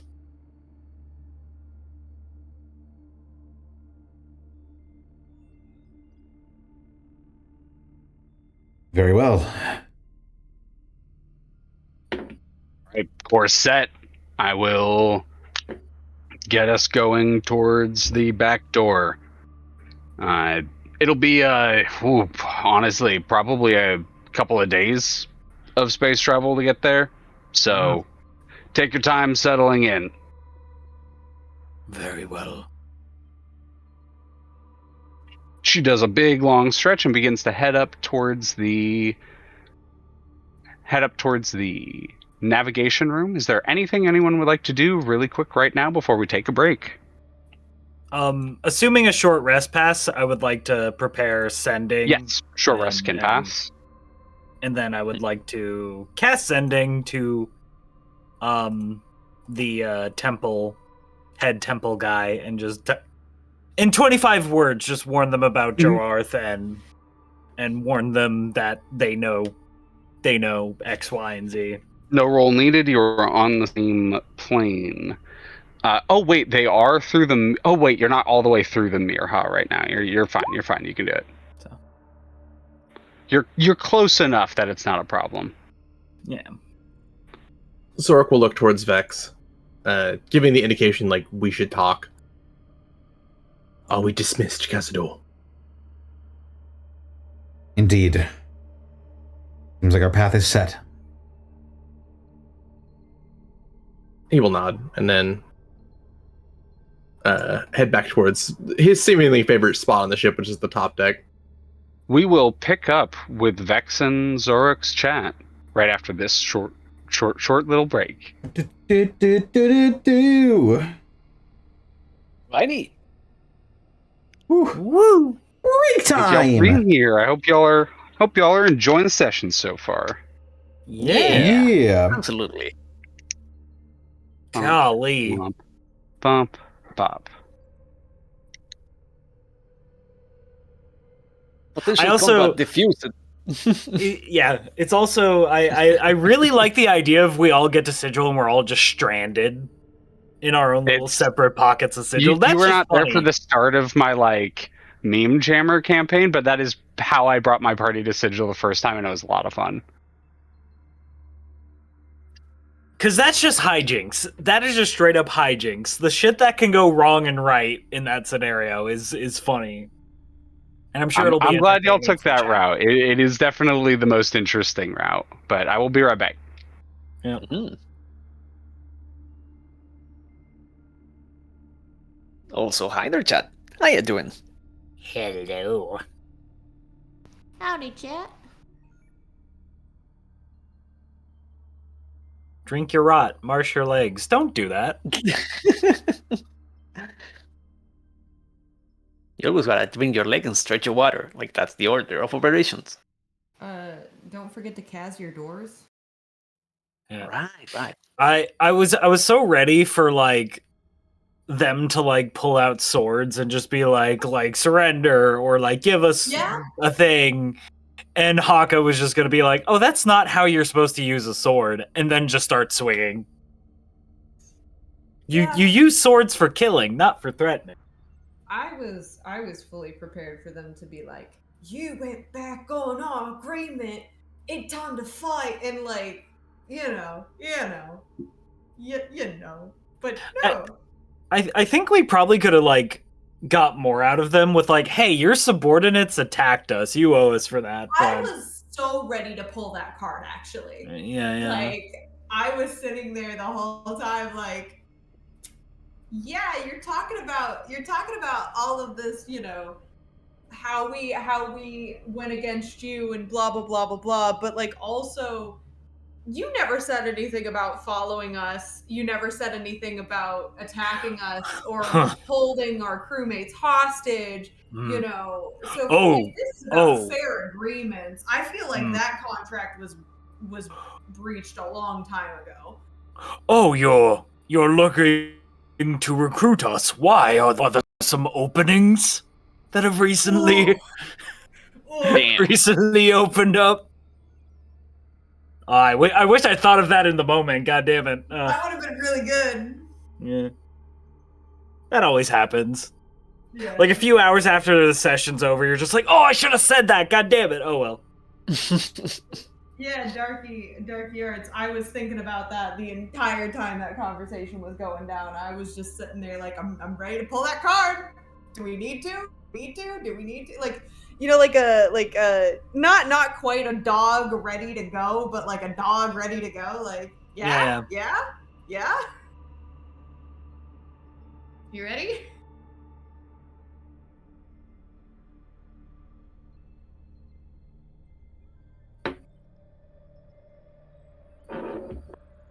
You know what? I'm gonna be real, and this is just a conspiracy theory. I don't think we've seen the last of them in like. Oh no way! Like in a threatening sense, specifically. Yeah, no way. They're gonna come back. What I'm nervous about, if I can be completely honest, is the fact that okay, they've been inside our ship. What are the consequences of that? When is that going to rear its ugly head? We'll burn that bridge when we get there. 100%. It's almost like Joarth threw his subordinate under the bus and was like, that person attacked you against my orders. I definitely didn't use them to scout out how tough of a fight this would be. And that definitely didn't inform how I'm going about this. 100%. 100% bullshit meter going off the rails. I enjoy the Kazador Joarth scenes because it really is just like charisma battle against each of the sparks going back and forth between the two. It's great. Yeah, and I love how no nonsense Kazador is. He's just like, no, we made a deal. I'm gonna stick to the letter of our deal. Like, yep. Mm-hmm. And that's I can't go into detail about Icewind Dale, but that's very consistent with who Kazador is.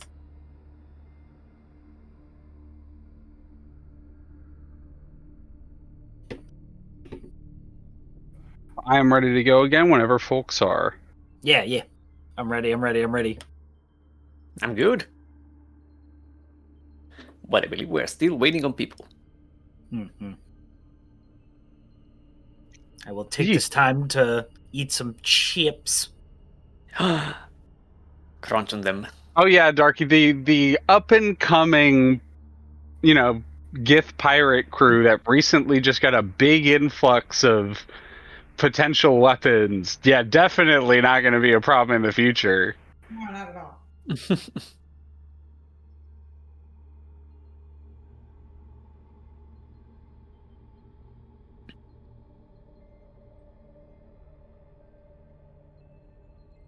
Darky, think of it less as the Davy back fight and more like Blackbeard yelling at Luffy right as they head up to Skypiea.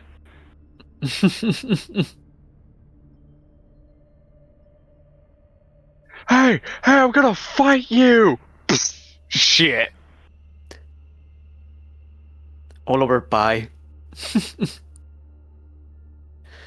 because they did not like the same pie. I mean, I feel like they've both killed for less. Honestly, real. You're not wrong.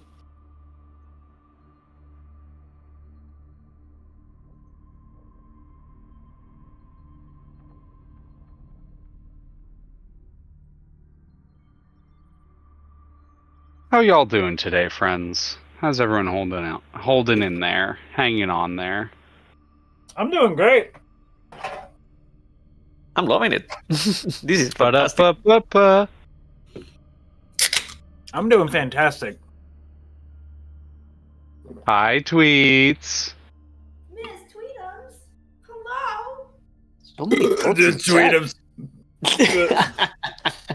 What? Sorry, I'm disgusting. Don't look at me. Citric, Tweetums wanted to say that they think you're really cool and sweet and they enjoy spending time with you. That's gay. Through a mouthful of arsenic. Oh, you got sniped too. Yeah. Oh god. Oh god. Yeah. Connor, help me. I'm gonna sneeze. Go do it. Did I? Mm, Damn it. My powers. Sorry. you did it. I'm sorry. Mm. Ugh. What? Who gifted a year of subbing to Miss Tweetums? Huh? Anonymous gifter Whoa! gifted 12 months of subbage to Miss Tweetums. Huh? God, I didn't even know you could do damn. that.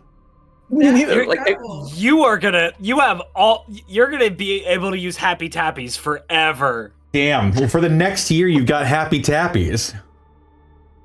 Holy shit. Look at him go. I was going to fire back, but someone really beat me to it. God. Jesus Christ. Can't even claim that one. Damn. Yeah, I was like, it feels like Citric, but Citric would have just claimed it. Citric would have just said, Yeah. damn. We may never know. I would The have world never may done that. never know. Like, I would love to roll with a joke, but I am not going to claim that because I did not do it. You got beat All in right. your own game. All right, which one of you did it? Fess up. Which one of you did it? Now I gotta. No. All right, now put the lock back on that. Yeah, I gotta put the lock back on. Every time. I gotta You be need- a you responsible gun owner. You need one that's just for the bit. Yeah. Pharaoh, just record it. Oh, you're so valid for that. You are so No, right. hold on. No. If we can have the production value, real, like, sound, real folly. Like, let's not have asset. I got. Chat needs to hear a Maverick 88 cocking. You know, they gotta hear it. You know. All right. I wonder if there are... Going for real folly. That means that I need to have like a bowl full of celery at all times. Wait, was it Blackboot Fair? Did you do it? I didn't mean to make you fess up under duress. It was a bit. Ferret, holy shoot! Good God, dude. You took out the gun. Of course they were under duress to answer. God damn. Damn. Thank you so much. Also, Yeah, no, I that's am crazy. back and I am here. All right, let's do it. We are Do you have a present. Zan? Dan? I am here. Woo! There it is. Oh, Zanny boy. The pipes, they are. All right. Well, with calling. everyone here, Anthony. in particular, Vex and Xoruk, I'm going to bring us back into the narrative. I assume Vex follows Xoruk up to the top deck, to the observation deck, and that is where we join in once again with our party as Vex ascends the little floating teleporter pad, the floating levitation pad, and accompanies Xoruk in the top deck.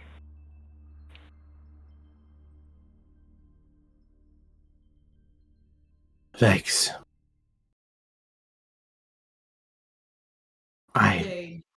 Sorry?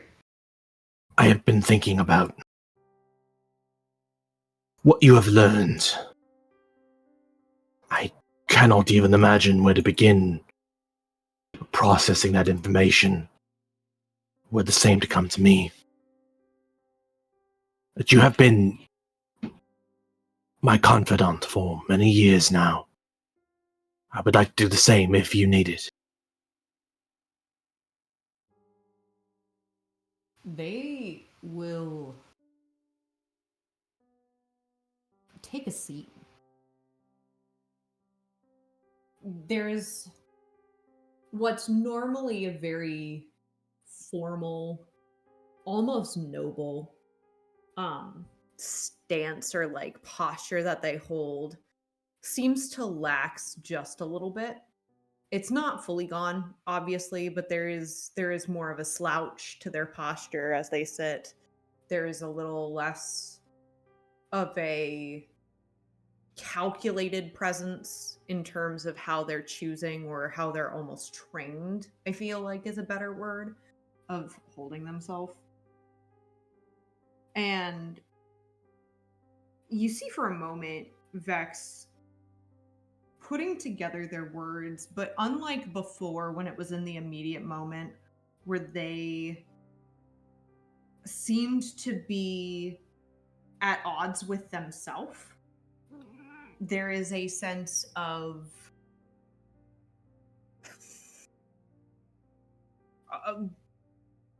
more clarity and intention in their reflections. You gather that this is probably having a lot to do with Xoruk, this simply how they know you, right? How they know you to think, how they know you to approach these sorts of situations. And you sort of see Vex almost shifting to be on Xoruk's level. And even so, there's still not a full rawness to it, but it's certainly not. It's certainly not a silence that is riddled with such high intense emotions as they have displayed before. And they finally, after mulling over it for a moment, they finally look towards him and say, I understood from my time within the mists that things were not always as they seemed. I understood from the moment that I received the letter that there were elements of who I was that were uncertain, that were different, and I will be completely transparent in saying that is not entirely shocking. It was not entirely shocking then. It's not entirely shocking now. There are certain things in my life that have, for lack of a better word, created a picture, a puzzle to be solved. And in all of those things, though, there were certain things that I knew to be concrete. For lack of a better word, there was a constant, right? There was an understanding that even though I wasn't fully accepted for who I am, for who I physically, and they gesture literally to themselves,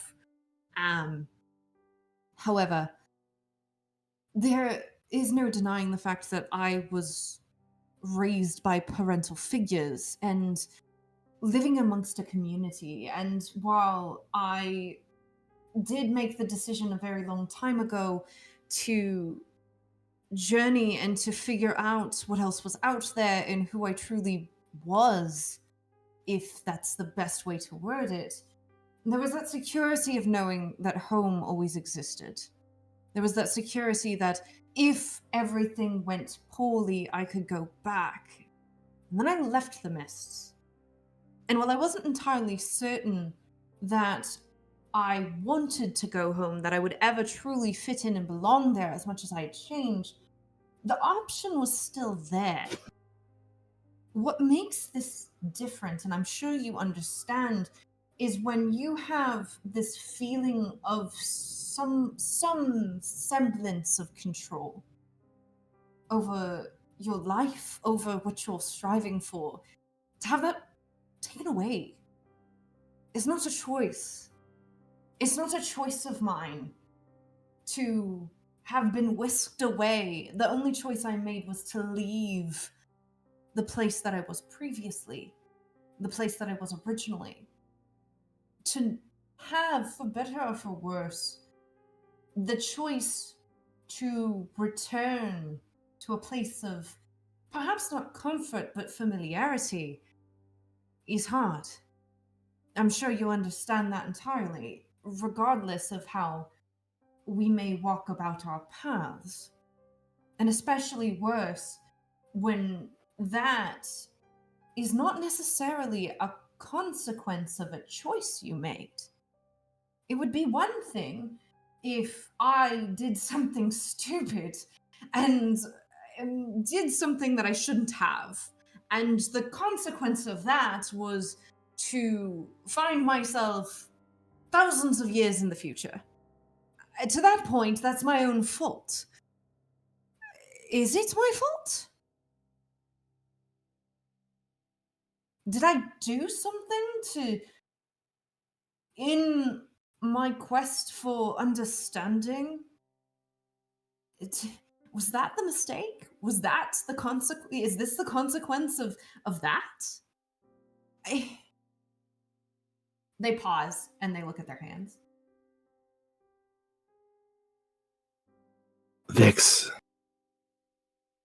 the only thing we can do is our best. I'm certain that you made the choice you thought was best for you. You tried everything in your power to make sure that you were consistent with that choice. But every choice has rewards and consequences. So I ask you this. The Vex that stands in front of me now, is it the Vex you want to be?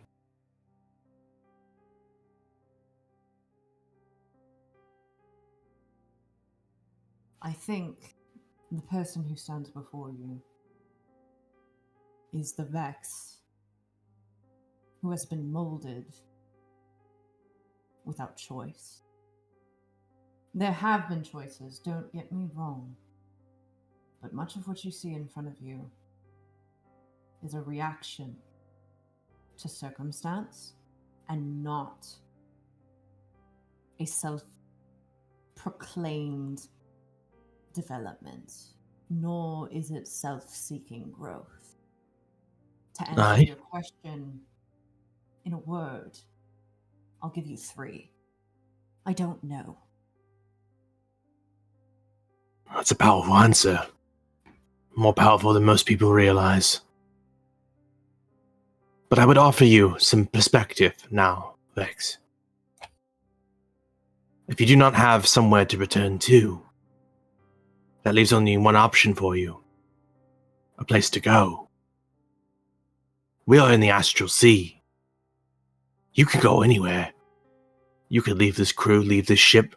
Trust me, I've done so many times.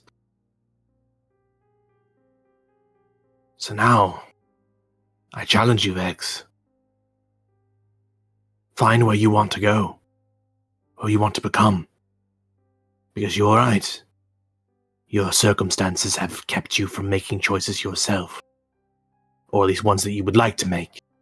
Instead, you've made ones that you needed to make. But you are no longer in that world. You can become whoever you wish. Go wherever you wish.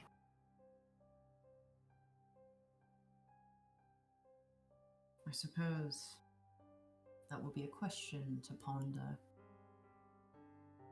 For the time being, I think you and I both agree that the destination set before us is not final. And if I may be so bold, I have no intention of making it a final destination. You at least know where you do not want to go, or at least not where you want to end. That will suffice for now. There was a piece of paper, a letter I think you were pondering over. Couldn't help but notice. They hand it to him, fully.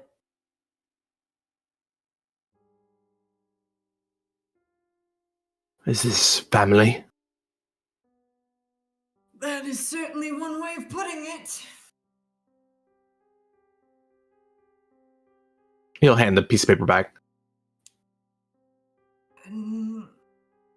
I feel as though it might be beneficial for you to read it knowing your own circumstance. And I understand it's private, however, I'm giving you this opportunity. Please allow me to be vulnerable and take you up on your offer. Of course. Now, Leah, I don't know as we actually had set text for this. We did letter. not set specific text, partially because it is fairly simple and fairly plain. It does not have a ton of details in it. You unfold the letter. It is very fancy. It is extremely high quality parchment.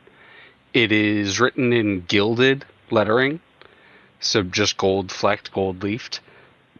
And it ostensibly is very clearly and directly an invitation to the House of Zariel in Avernus.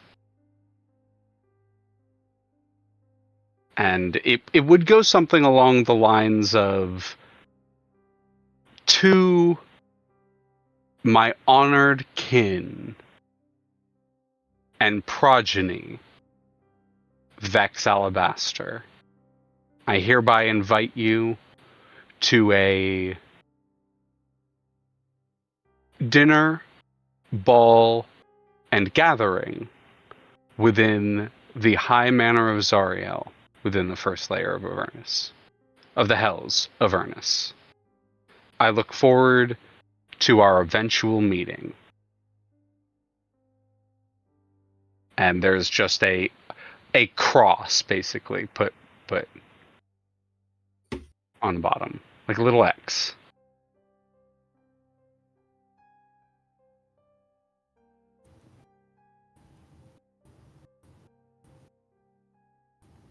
When you look up from the letter, they're like futzing with their fingernails and not looking up at you right now.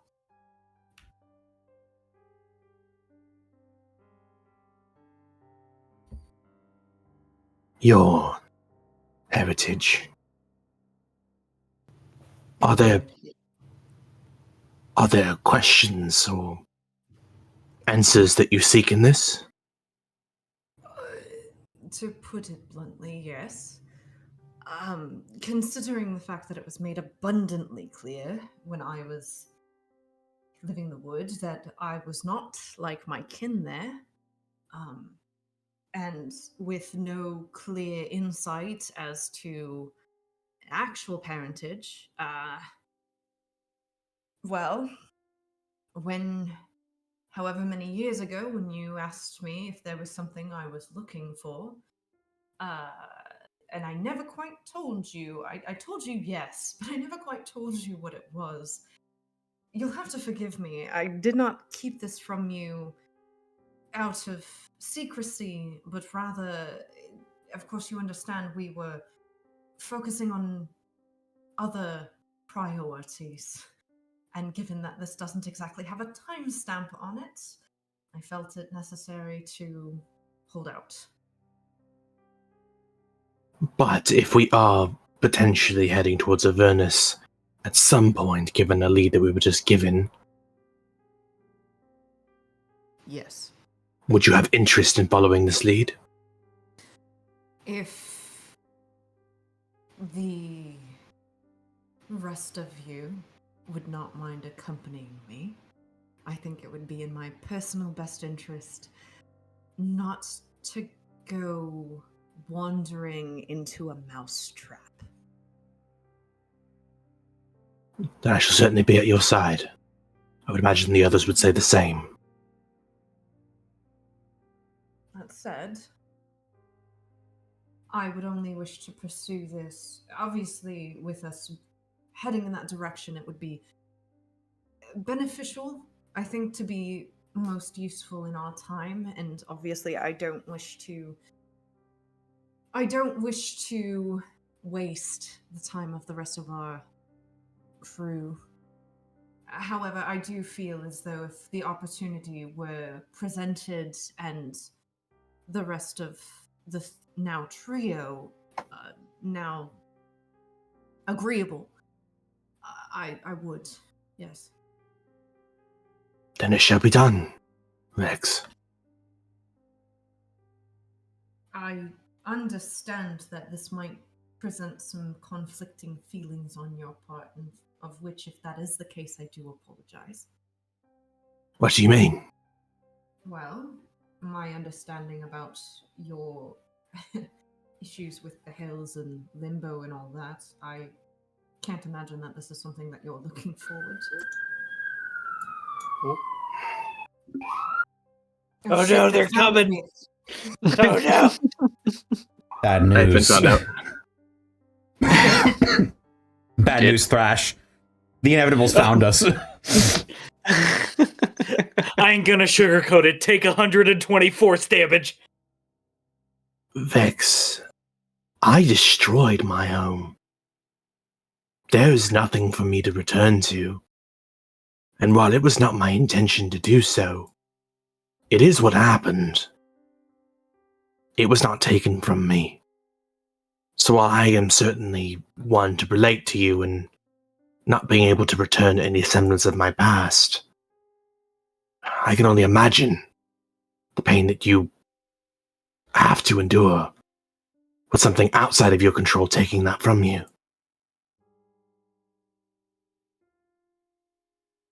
And to your point, I feel as though that has been a consistent, if I may be so bold, and thus this blow far harder than any other. I would like to approach something, to your point, with intention, and to make a choice. And who knows? They reach out their hand to take the letter back. You'll hand it back. With this, what I do feel is that at the very least, we can go. Assuming, perhaps, that best case scenario, we are welcome in with open arms, and I can make a decision right then and there of what I want to do with that situation. But if my previous escapades have taught me anything, a silver platter is never a good sign. And thus, I would rather make the decision with as much information as possible, with the intention of being in control of a situation for once. A wise precaution, of course.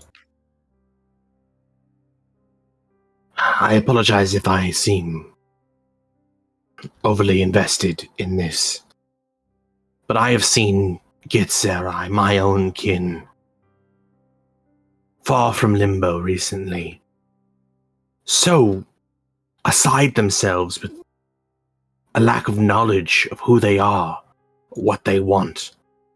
They seemed paralyzed to do anything about their situation.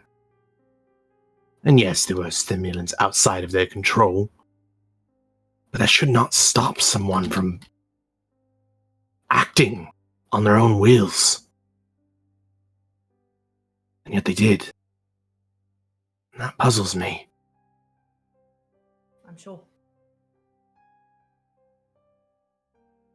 There's no need to apologize, my friend. And they will reach out and put a hand like on the side of his arm if he'll let them. You will. In truth, you are one of the few constants of my life. You are one of the few people who have been, well, for lack of a better word, at my side and still living to tell the tale. If nothing, it's an honor that you want to accompany me. Given your free-spirited nature, I would expect something very different. The fact that you are so invested to me is nothing short of a compliment, and I take it for what it is. I cannot, for the life of me, explain why. But ever since meeting you, I have seen the same ambition and drive. The want to feel freedom, to truly understand what that means. It is intoxicating, this pursuit. And I mean to see it through to the end for both of us. And with that, I think we can agree upon. You'll nod. Well, at some point we will have to bridge this conversation with Kazador. I have no doubt. And if I may be so bold, this is one of the few things that I do feel prepared to have a conversation about. After all, I've been sitting on this for how many years? Very well. It has been said and it shall be done. Thank you for sharing this with me, Vex. Thank you for asking. And thank you for, lack of a better word, being here.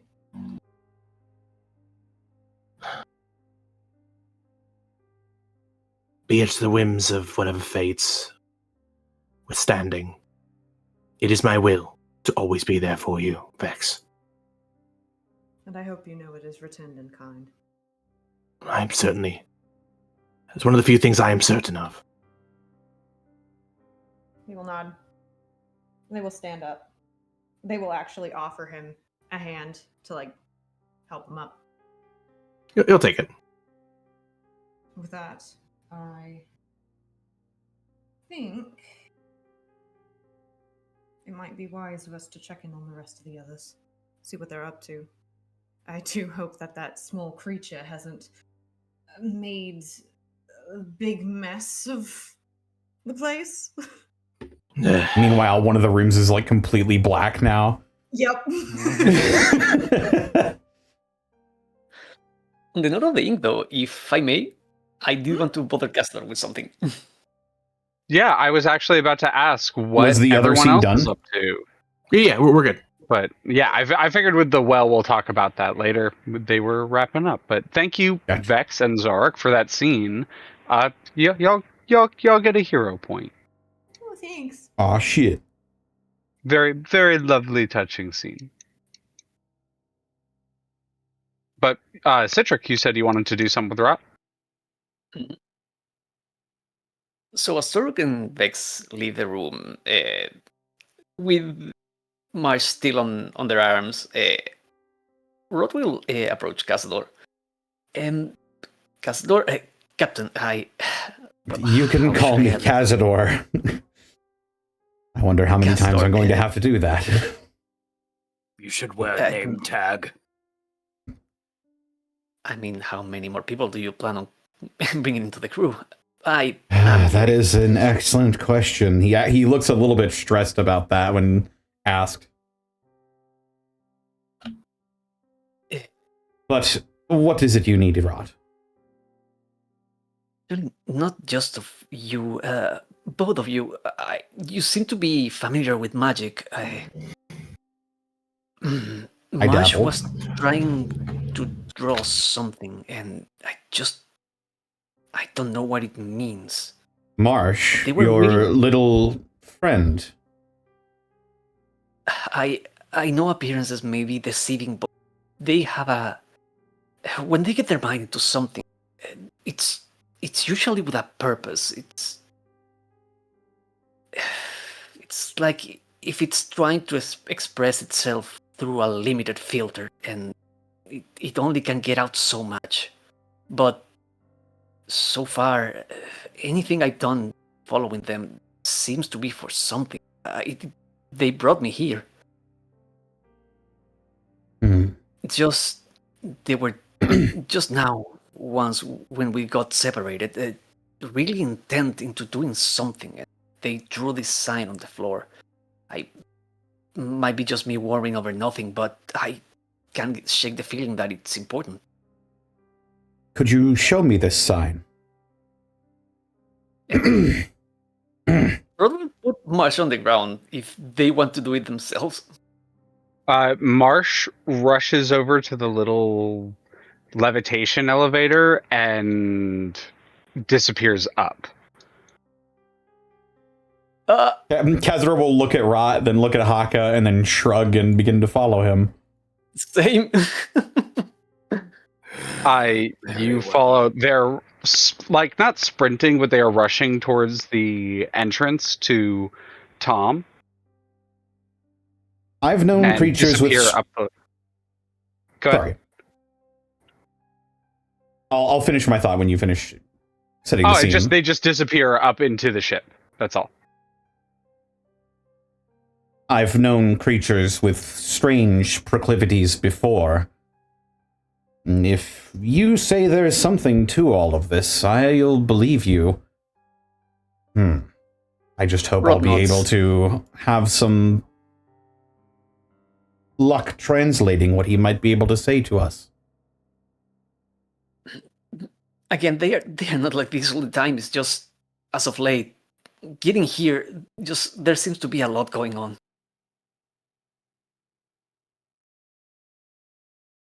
Yes, indeed. It does seem that way.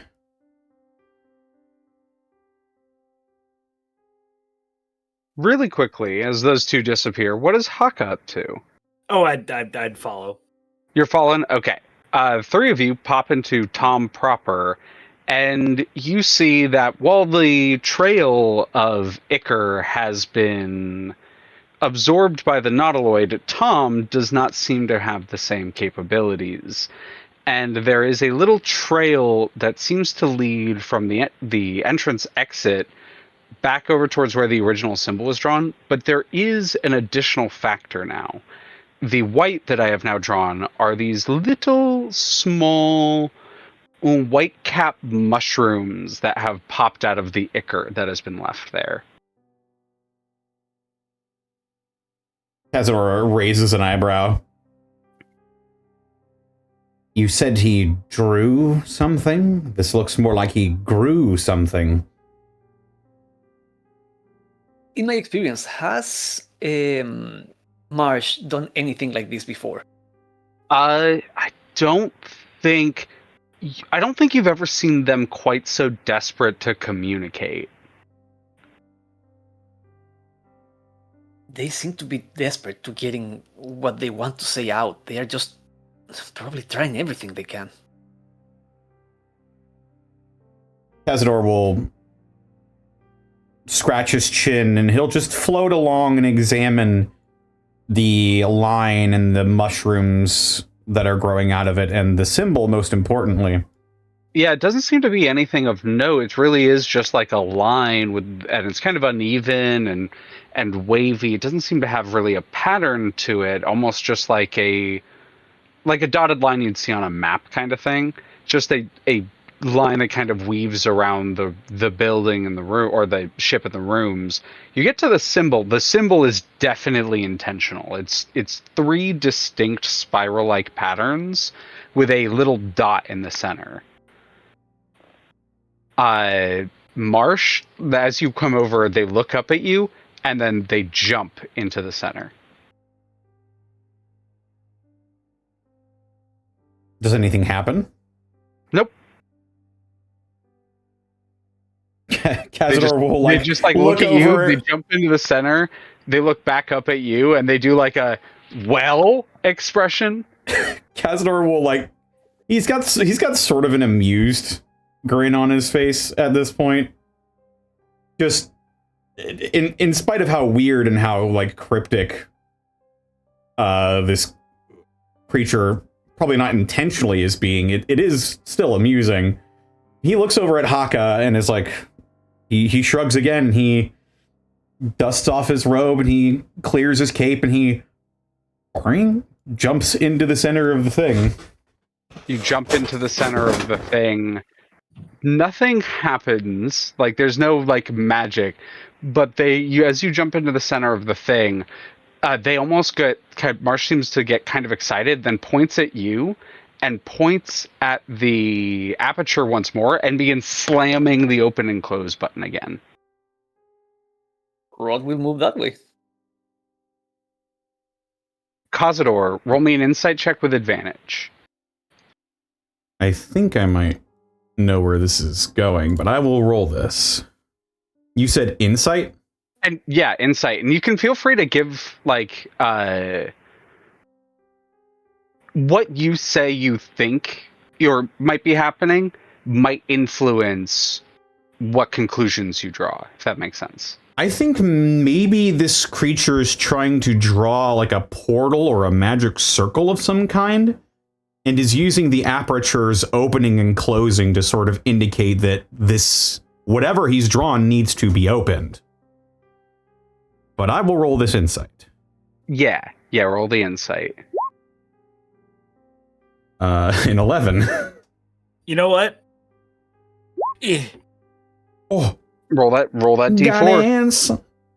Excuse me, God.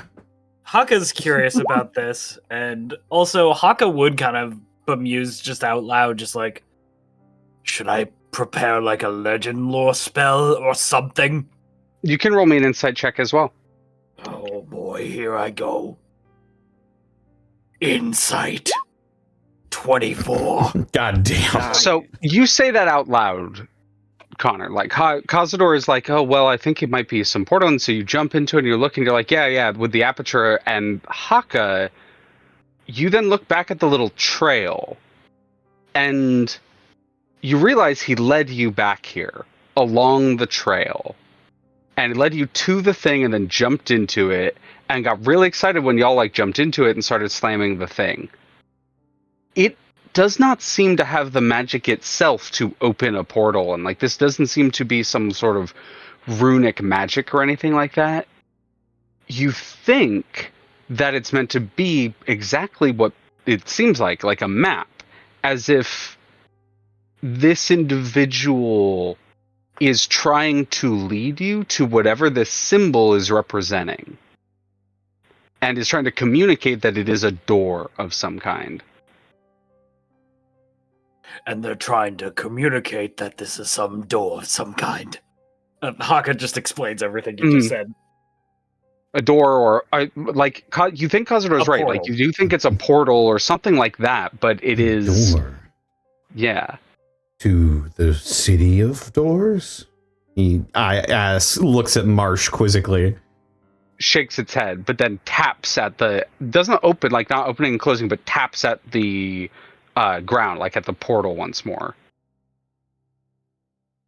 Kazador's going to he'll step out of the ring briefly and just scratch his chin, looks through it with the eyes of minute seeing, just examining it. And roll an Arcana check and continue what you're doing. Yeah, I was gonna try and just like holds both of his hands out and just lets some of that ambient magic just pour off of him. Natural 20. Natural 20. You've seen a symbol akin to this before. And it takes you a second to remember where. And it was on the crystal that was carved within the God Heart. There was a symbol that looked very similar to this, and it did not translate. It just seemed to be like a marking. You thought it was part of the design, like where the three figures were sort of sketched and drawn, and your eyes kind of open and your jaw probably like goes a little slack, as these symbols are very common and commonly used when traveling the astral sea. Symbols like this are used to distinguish between planes and are very often placed like in front of doors or on doors or around areas to help indicate where portals go to. And there are a ton of them. They represent various things, and you've seen them on maps before, and you think it is like those kinds of symbols. And I'm actually going to bring you to this map. Oh shit, my mind's eye. It doesn't match any of the ones you're thinking. You like go through the ones that you know. You're like, oh, Elysium, that one had swirls. And you're like, no. Oh, Pandemonium had but oh no, that's a single roll. Oh, Limbo's more jagged. And you're like, the Abyss is kind of similar, but it is more squiggly, more, and you realize this is the astrological symbol to the far realm.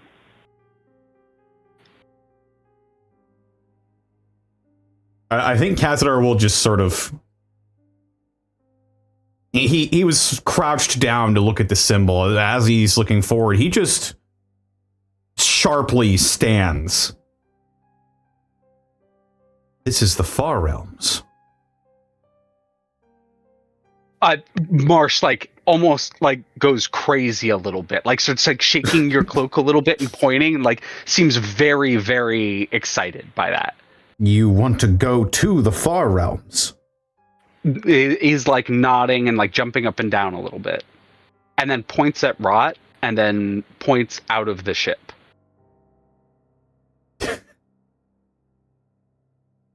What business do you have in the far realms? Points at Rot, and then they take their, like, because they have this like little leaf helmet, they put it down over their face, and then they flip their grass sword around and swing it like a hammer.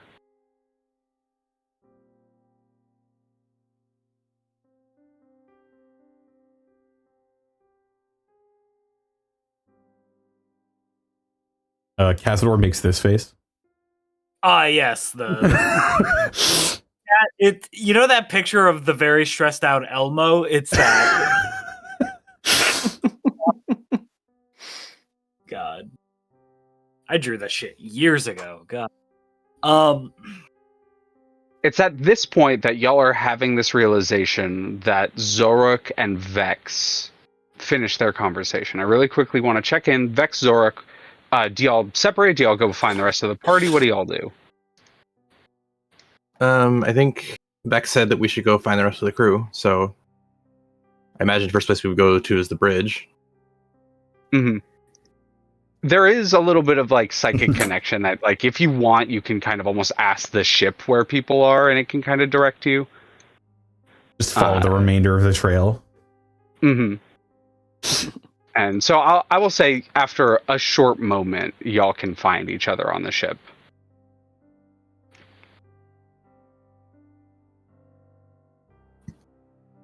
Captain, have we made any progress as to our plans for moving towards the cage? I believe Marine is taking us towards this back door. I see. Have we decided exactly where we are going to meet up? It was the... Oh shit, I didn't write it down. It was the hive? The hive, yeah. Something about the ladies' ward? Aye, the hive is quite large. Ladies' Ward is not small either, but we could try to find a location within the Ladies' Ward. Meet.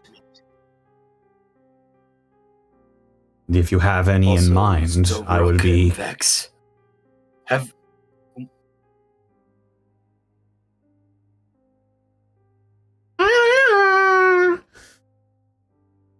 sorry.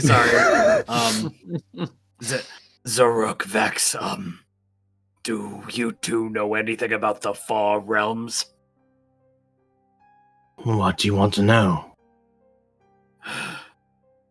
Apparently this creature wants to go there.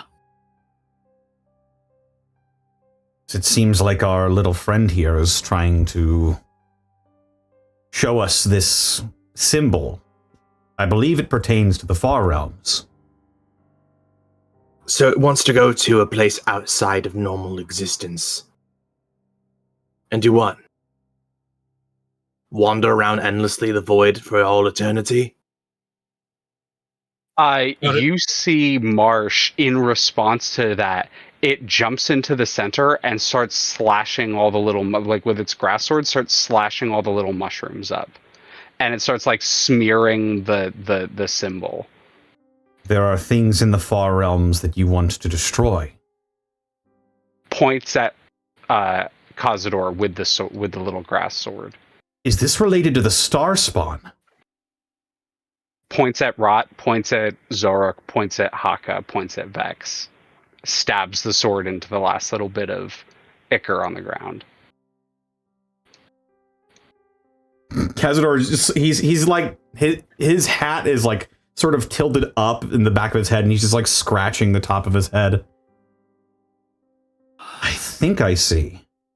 If Marsh knows where the star spawn originate, then they are certainly the most singular creature in all of the astral sea.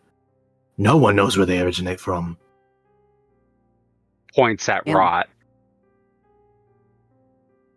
Again, it's strange. They speak with a knowledge from somewhere I do not know. Just fractured, I guess, diminished, but they are trying.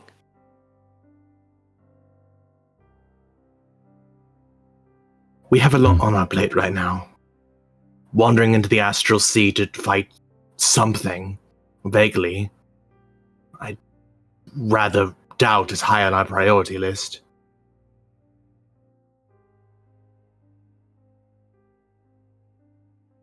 That is true. We certainly do have our plates full at the moment, with inevitables in play.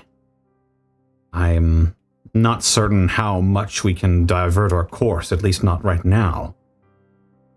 Marsh, is this imminent? We actually, Marsh? before we met all of you, we met a few star spawn. Parev recall, they were doing something there.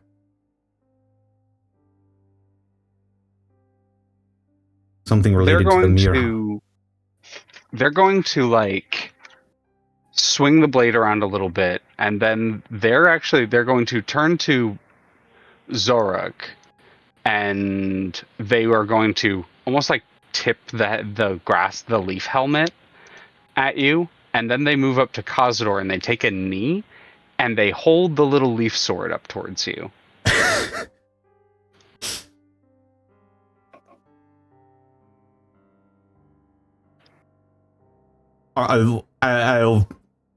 They're pointing it at me, or they're holding it out for me to Holding take? it up like flat, like as it like presenting it to you. So your blade is mine, then. Kind Well, of nods its head a little. Kazador can't help it. He's got like a little crooked smile on his face. That is good to know. We do plan on figuring out what exactly the Star Spawn are up to eventually. And we will have need of your knowledge when that time comes. They do a flourish with the blade, and then they start doing like a little march in front of the aperture back and forth. Kazador looks at Xoruk, just meets his eyes and just shrugs a little bit. Right. Fortune's Wheel Gambling Hall. It's a pretty common watering hole inside the ladies' ward. Would this suffice? I think it would. As it so happens, I know a little bit about the proprietess. Hey, Xoruk will look towards you with some surprise. It's relating to the team I had sent to Sigil. I don't know personally this person, but I've been told a bit. Very well. Remember the name, all of you. Fortune's Wheel Gambling Hall. If I may ask, you are able to read, or at least tap into people's minds, right? You're asking Xoruk? Yep. I can to a degree. Does that work the other way around? Having a name, it's helpful, yes, but if we know where we're going, that might be even better. Ah, Xoruk will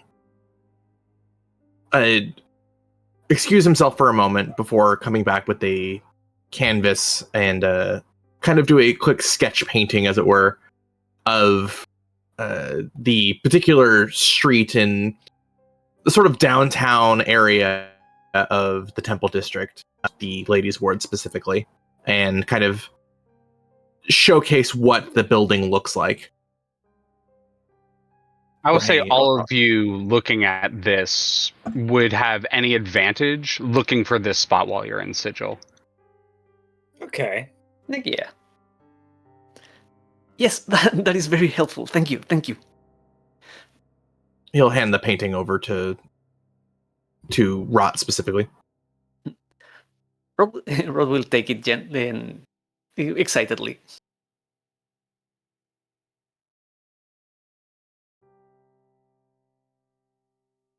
I apologize for all the trouble.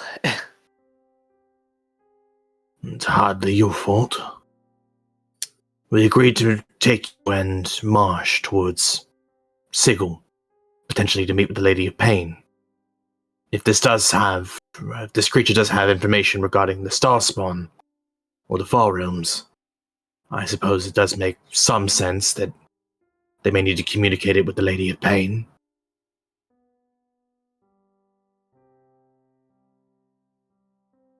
Whichever the case, we follow you wherever you go. It's just... I also have business on Sigil. I will try to arrive as timely as I can towards the Fortune's Wheel gambling hall.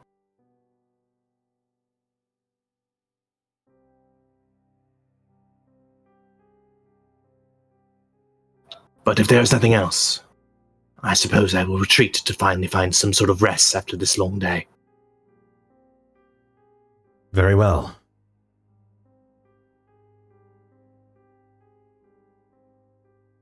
And Xoruk will excuse himself. Is there anything anyone wants to do with this conversation, with this moment, with this scene? I think Kazador will just like huff and sit down in one of the chairs next to Hakka. Has it really only been a day? If there's anything I've learned about our escapades, Kazador, nothing is so simple.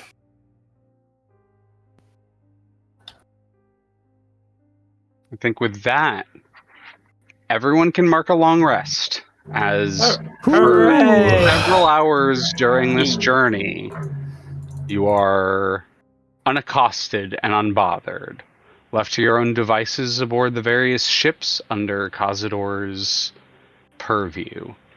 I want to open it up to anyone who would like to do anything during this travel downtime, because y'all have at least a couple days. Leah, Mm-hmm. I do not have the components for legend lore, so I can't do that, right? You would need something. So the way I run components is that usually these specific components are the like basic stuff. You can often and generally replace material components with something that is equivocal or of equivocal value. I have So diamonds, if you have but I something want that, to... yeah, the way that it kind of works, because it says incense worth at least 250, which it consumes, and then the 4 ivory strips. You would need because what that sounds like to me is that there's some sort of consumable religious item, and then that there's some sort of focus, like magical focus. So you would need something worth around 200 gold that would function for the ivory strips, and you would need something consumable around 250 function as the incense. Okay, I will table this for later then. All good.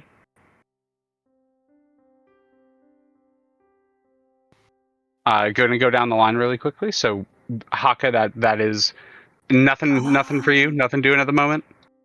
You can just say I just want to get some rest. That's all good. I'm thinking. I could try to practice metamagic if that's allowed. Yeah, it'd be you have a couple days, so this would potentially be time.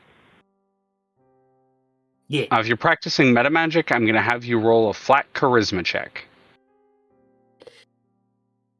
Hibushi. 11. Hibuski. With an 11, I'm going to say if this is your only downtime activity for both days, you can mark 1 box. Okay. I would like to talk with people, but I don't think that. Yeah, That- that won't interrupt your downtime. Yeah. But that will eat up basically all your downtime over the next couple days. Hell yeah! Fuck yeah! Rot. Rot for the part, we have in the next couple of days. They're mostly trying to acclimate themselves to the ship. They probably will spend a fair amount of time just looking out out of the windows and just taking in the fact that they are in the astral sea. Something they never even considered, like seeing by themselves. Yeah, you probably saw it often in the distance, or have seen depictions of it. You would know about it intimately, being from one of the gate towns. You'd probably have seen spelljammers and astral vessels before.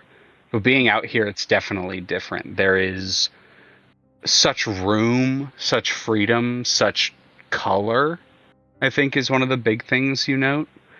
Mhm. Yeah. If there's anything specific you'd like to do, but I really love the idea of you just, like, absorbing the sights. Yeah, just like walking around, familiarizing themselves with the ship, and just taking everything in.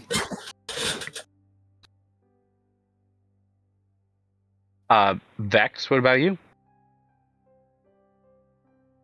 I think Vex would utilize this time not just to rest, but I mentioned offhanded too that I know that Hakka said that he wanted to put some time towards learning the Gith language. I was also dead serious when I said Vex wanted to take some time to start putting points towards that as well. Yes. So Xoruk's teaching a class. I mean, with Xoruk as well, like, absolutely, as long as Zan, you're willing to do that, to teach those folks. Yeah, that's fine. I mean, Vex, I'm gonna have you roll an intelligence check. just flat intelligence. Mm-hmm.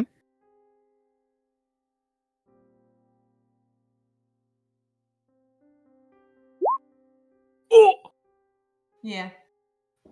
You've spent a lot of time around Xoruk, and so I think you've picked up more than you realize. I'm going to put you on a 6 clock, and I'm going to put you halfway there already. Oh, okay. God I was damn. actually going to say to that point, even if Xoruk didn't fully dedicate time, I'm sure there's an element of just simply looking over notes from their journeys and whatnot, right? Mm-hmm. I'm sure Practicing they- things you've heard before. Yeah. You and Hakka practicing together is a huge Mhm, bit. And honestly, for the natural 20, Hakka, you can also up your gift practice Yay! by one Hakka by wins knock. by doing nothing. By doing nothing. Sail upwards. Da-da-da-da-da-da. And things might happen over the course of the couple days, but this is just like get an idea of what the characters are doing Oh yeah. in the spaces between. Uh, And lastly, but certainly not leastly, Xoruk. Would you want to get up to anything during this downtime? Xoruk would be spending this time teaching whoever wants to learn Tirsu and the vocalization of the Gith languages and the differences between the two. But he would also be going out of his way for any crew that would want, but especially the two new Gith that are on the ship, really drilling them on how to function on a ship, because Xoruk is channeling from his experience being on some really hard-nosed, inexperienced spelljammer ships to make sure that this crew is up to snuff as best they can be. Hell yeah. I'm gonna have you roll. What check do you feel like would be appropriate for this for Xoruk? Like, do you think more intelligence based?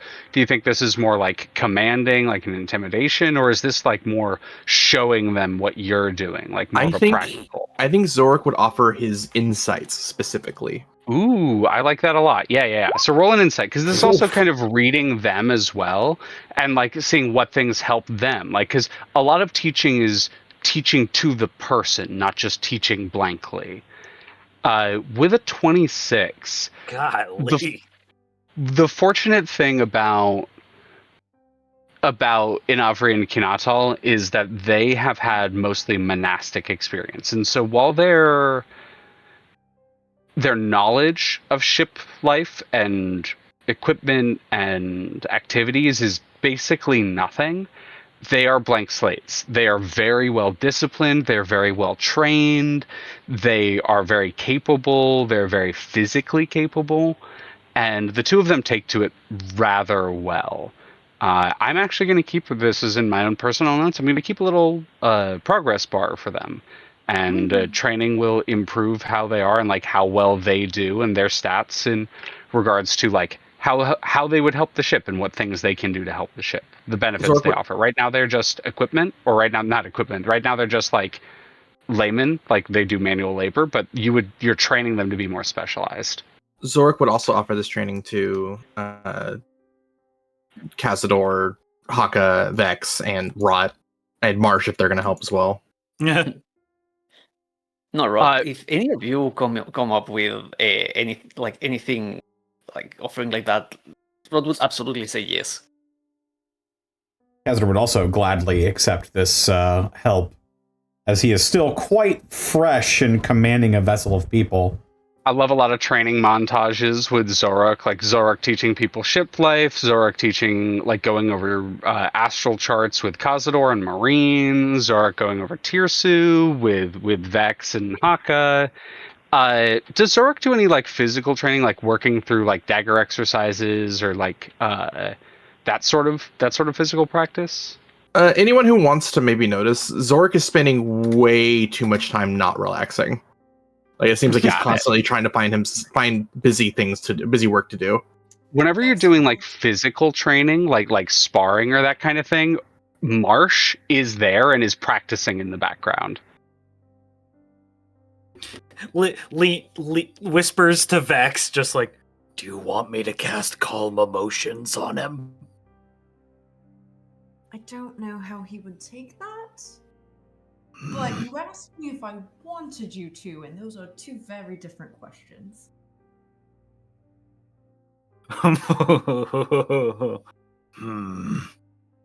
There is going to be a comment from Vex, if you'll allow it, Zan, where they just kind of, not even a verbal comment, they just kind of shoot him like a knowing look with like a quirked eyebrow.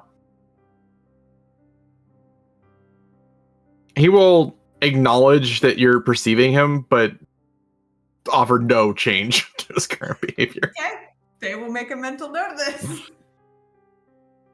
Vex will remember that. Yep. Mm-hmm. Vex disliked that. Vex would be able to tell he's definitely fighting something. Yeah, and they're. I mean, you'd be able to tell without an insight that they're probably going to bring it up later. Yeah, that's fair. As a busy day goes by, you sail further and further into the emptiness and darkness of the deep astral sea. A place far from most inner planes, far from most physical ground people would secure themselves on, and into the empty. And as the party of the Homewrecker travels further into the vast nothing, the ship would alert you all. A sudden psychic spike in all of your minds. The immediate response to a creature being aboard the vessel that is not supposed to be there. Suddenly, without warning, without the stopping or slowing, without anyone seeing anything prior to this, an alert goes around the ship. The indication something is on the main deck. We must protect the briefcase!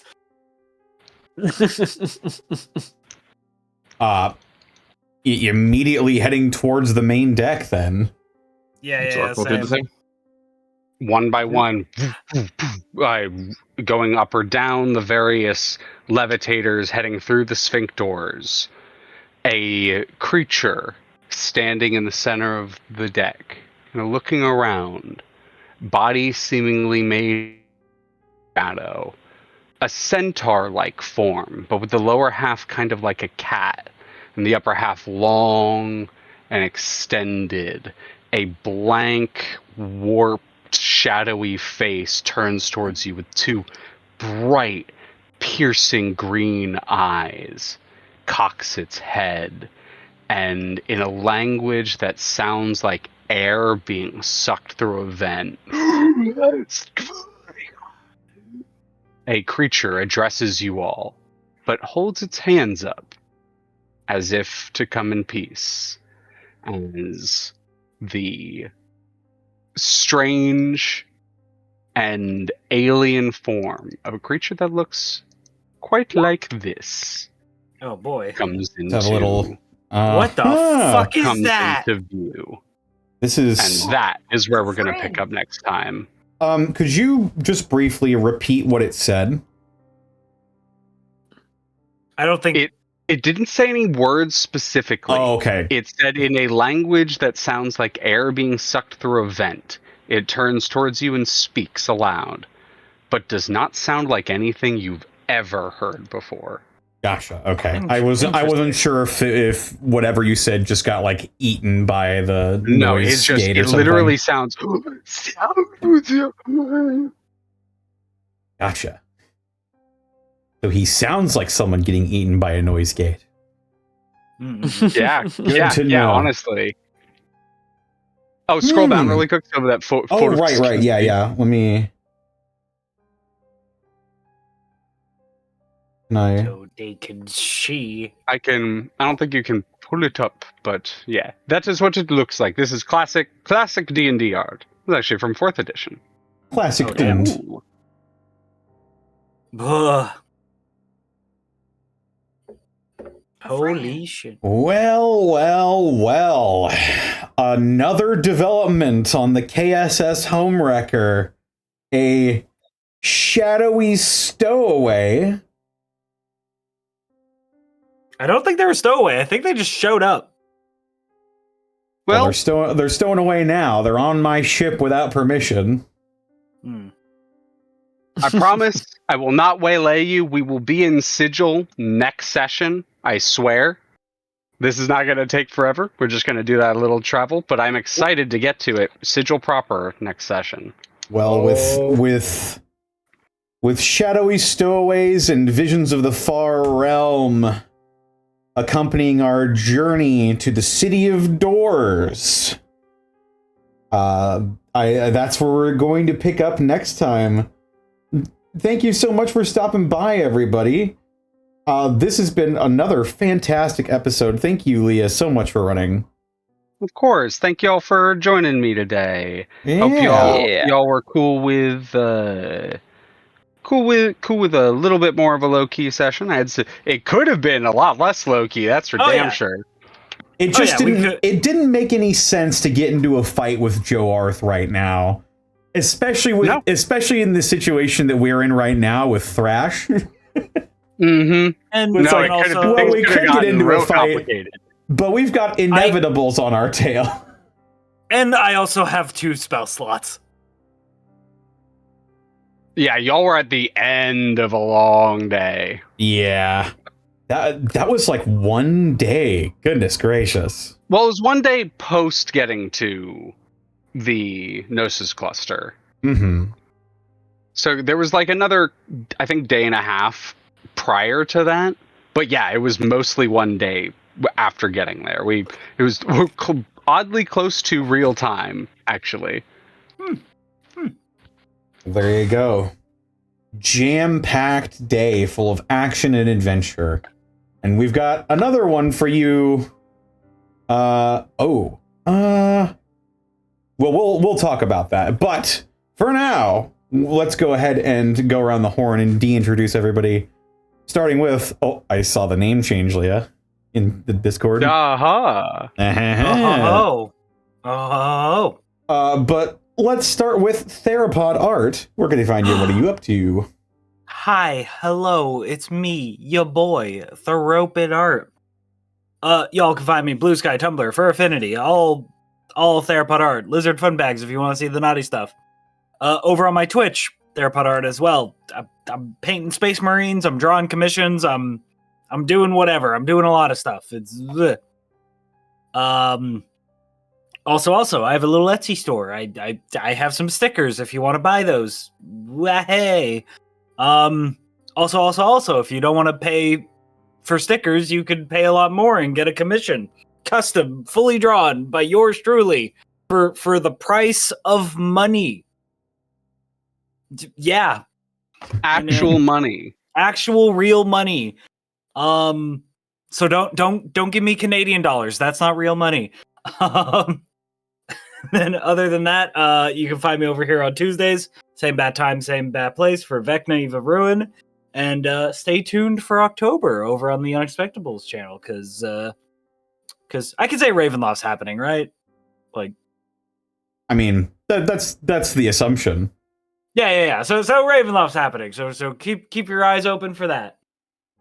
That's me. That's all I got going on. Yee. All right, and up next we've got Citric King. Hey, hello, I'm Citric King. You can find me pretty much everywhere at Citric King, that everywhere being places like Blue Sky, Tumblr, Instagram, Twitter, if you want to see a dead account. Currently, I do have some sketch commission open. I call them sketches, but they're mostly like black and white portraits, like fully. Other than that, in that same Blue Sky, every Monday you can see that I'm posting D&D monster-inspired Peanut Monster Girls. So that is up to you to watch if you want to see those things. Besides that, I will be here next time we play. So yeah, that is all for me. Right on. After that, we've got Ceres. Hi, you can find me all over the internet at Tixdixl. This Sunday, you can find myself and two other people in this call on Burnout's channel for some more Those Who Wander. We're getting back into the spookiness. We're getting back into the wilderness, and it's going to be a really, really fun time. On Monday, we're going to be back at the amusing Thalia's channel for some more Deltarune. And then anything beyond that is kind of up in the air for the week. I'm not entirely certain what's happening, but it sure is happening. And as soon as I find out, you'll find out. And that's me. Yeah, alrighty. And up next, we've got XanillisGrimm. Hey, that's me. You can catch me whatever I'm up to up on my Blue Sky. But if you want to hear at XanillisGrimm, but if you want to hear what I'm up to specifically, you can catch me over tomorrow at twitch.tv/unexpectables at 6 p.m. PST for some more of a 3-shot that Bosco is running on the channel called, oh my goodness, it's Tours of Chronicles. That's the one. So if you like fantasy Roman Empire with political intrigue, that'll be there for you. Then twitch.tv/burnoutvon at 2:30 p.m. PST. We have some more. Oh my gosh, Those Who Wander. My brain just blanked for a second. Run by the lovely Ceres here, and Leah's also there. With me, do we get to play through the Domains of Dread? Then Monday, twitch.tv/AnillisGrimm at 7 p.m. PST. We have some more Stalwart Souls, which is another space adventure in D&D. So if you like this, you might also like that. And then twitch.tv/DistortionDevil at 1 p.m. PST. We have some more Vecna Eve of Ruin with Thero here, run by Connor there. And then twitch.tv, then twitch.tv/MontyGlue on Thursday, 7 p.m. PST. We got some more Dungeon of the Mad Mage. We're pretty far into that module, so if you want to see what the closing parts of that story are like, that'll be there for you. And that's me. Sorry, I'm eating jerky. Sorry, I'm eating You're torta. jerking it? Mm. Oh, heck yeah.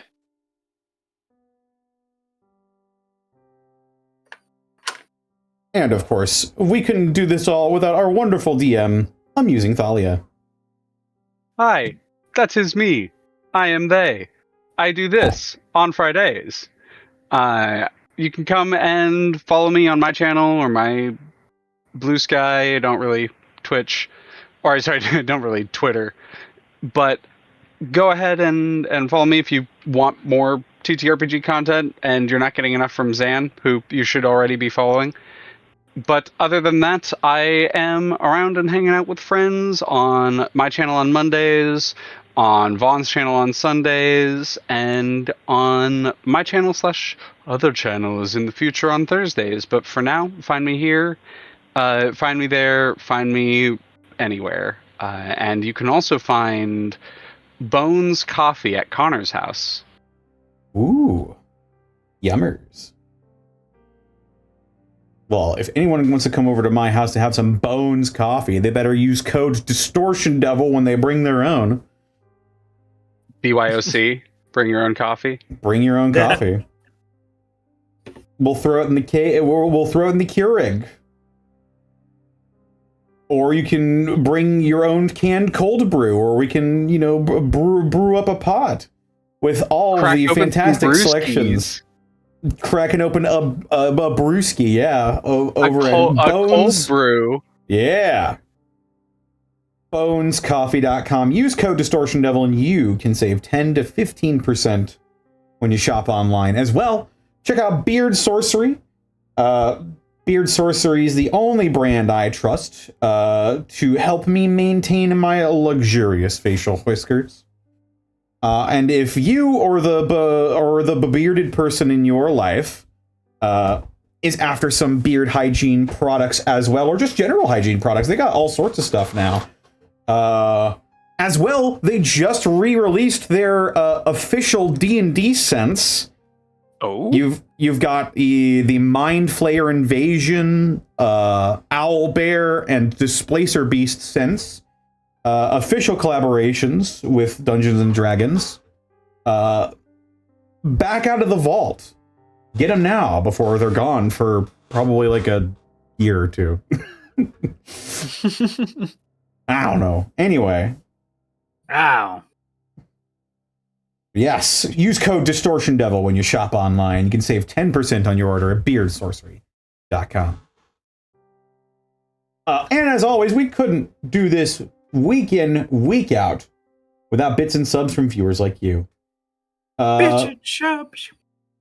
The Weirdcast, or the Wordcast, thank you for the raid to the party of 9. Appreciate it. Miss Tweetums, thank you for getting a tier 1 sub to Citric King, and Anonymous Gifter, who was revealed as Blackfoot Ferret, I believe. Yep. Thank you for gifting 12 months of subbage to Miss Tweetums. Golly. Damn. And with that, we need to find someone to raid. I have a suggestion. Oh? Blue is on. Yeah, I just saw Blue it. is on. Blue Kazanate. Let's go ahead and raid Blue Kazanate.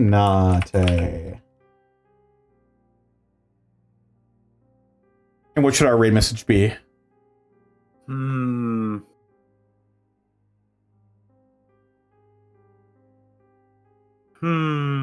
Because Citrix here, I just wanted to say whole. Oh. oh, Oh. Hole. Oh.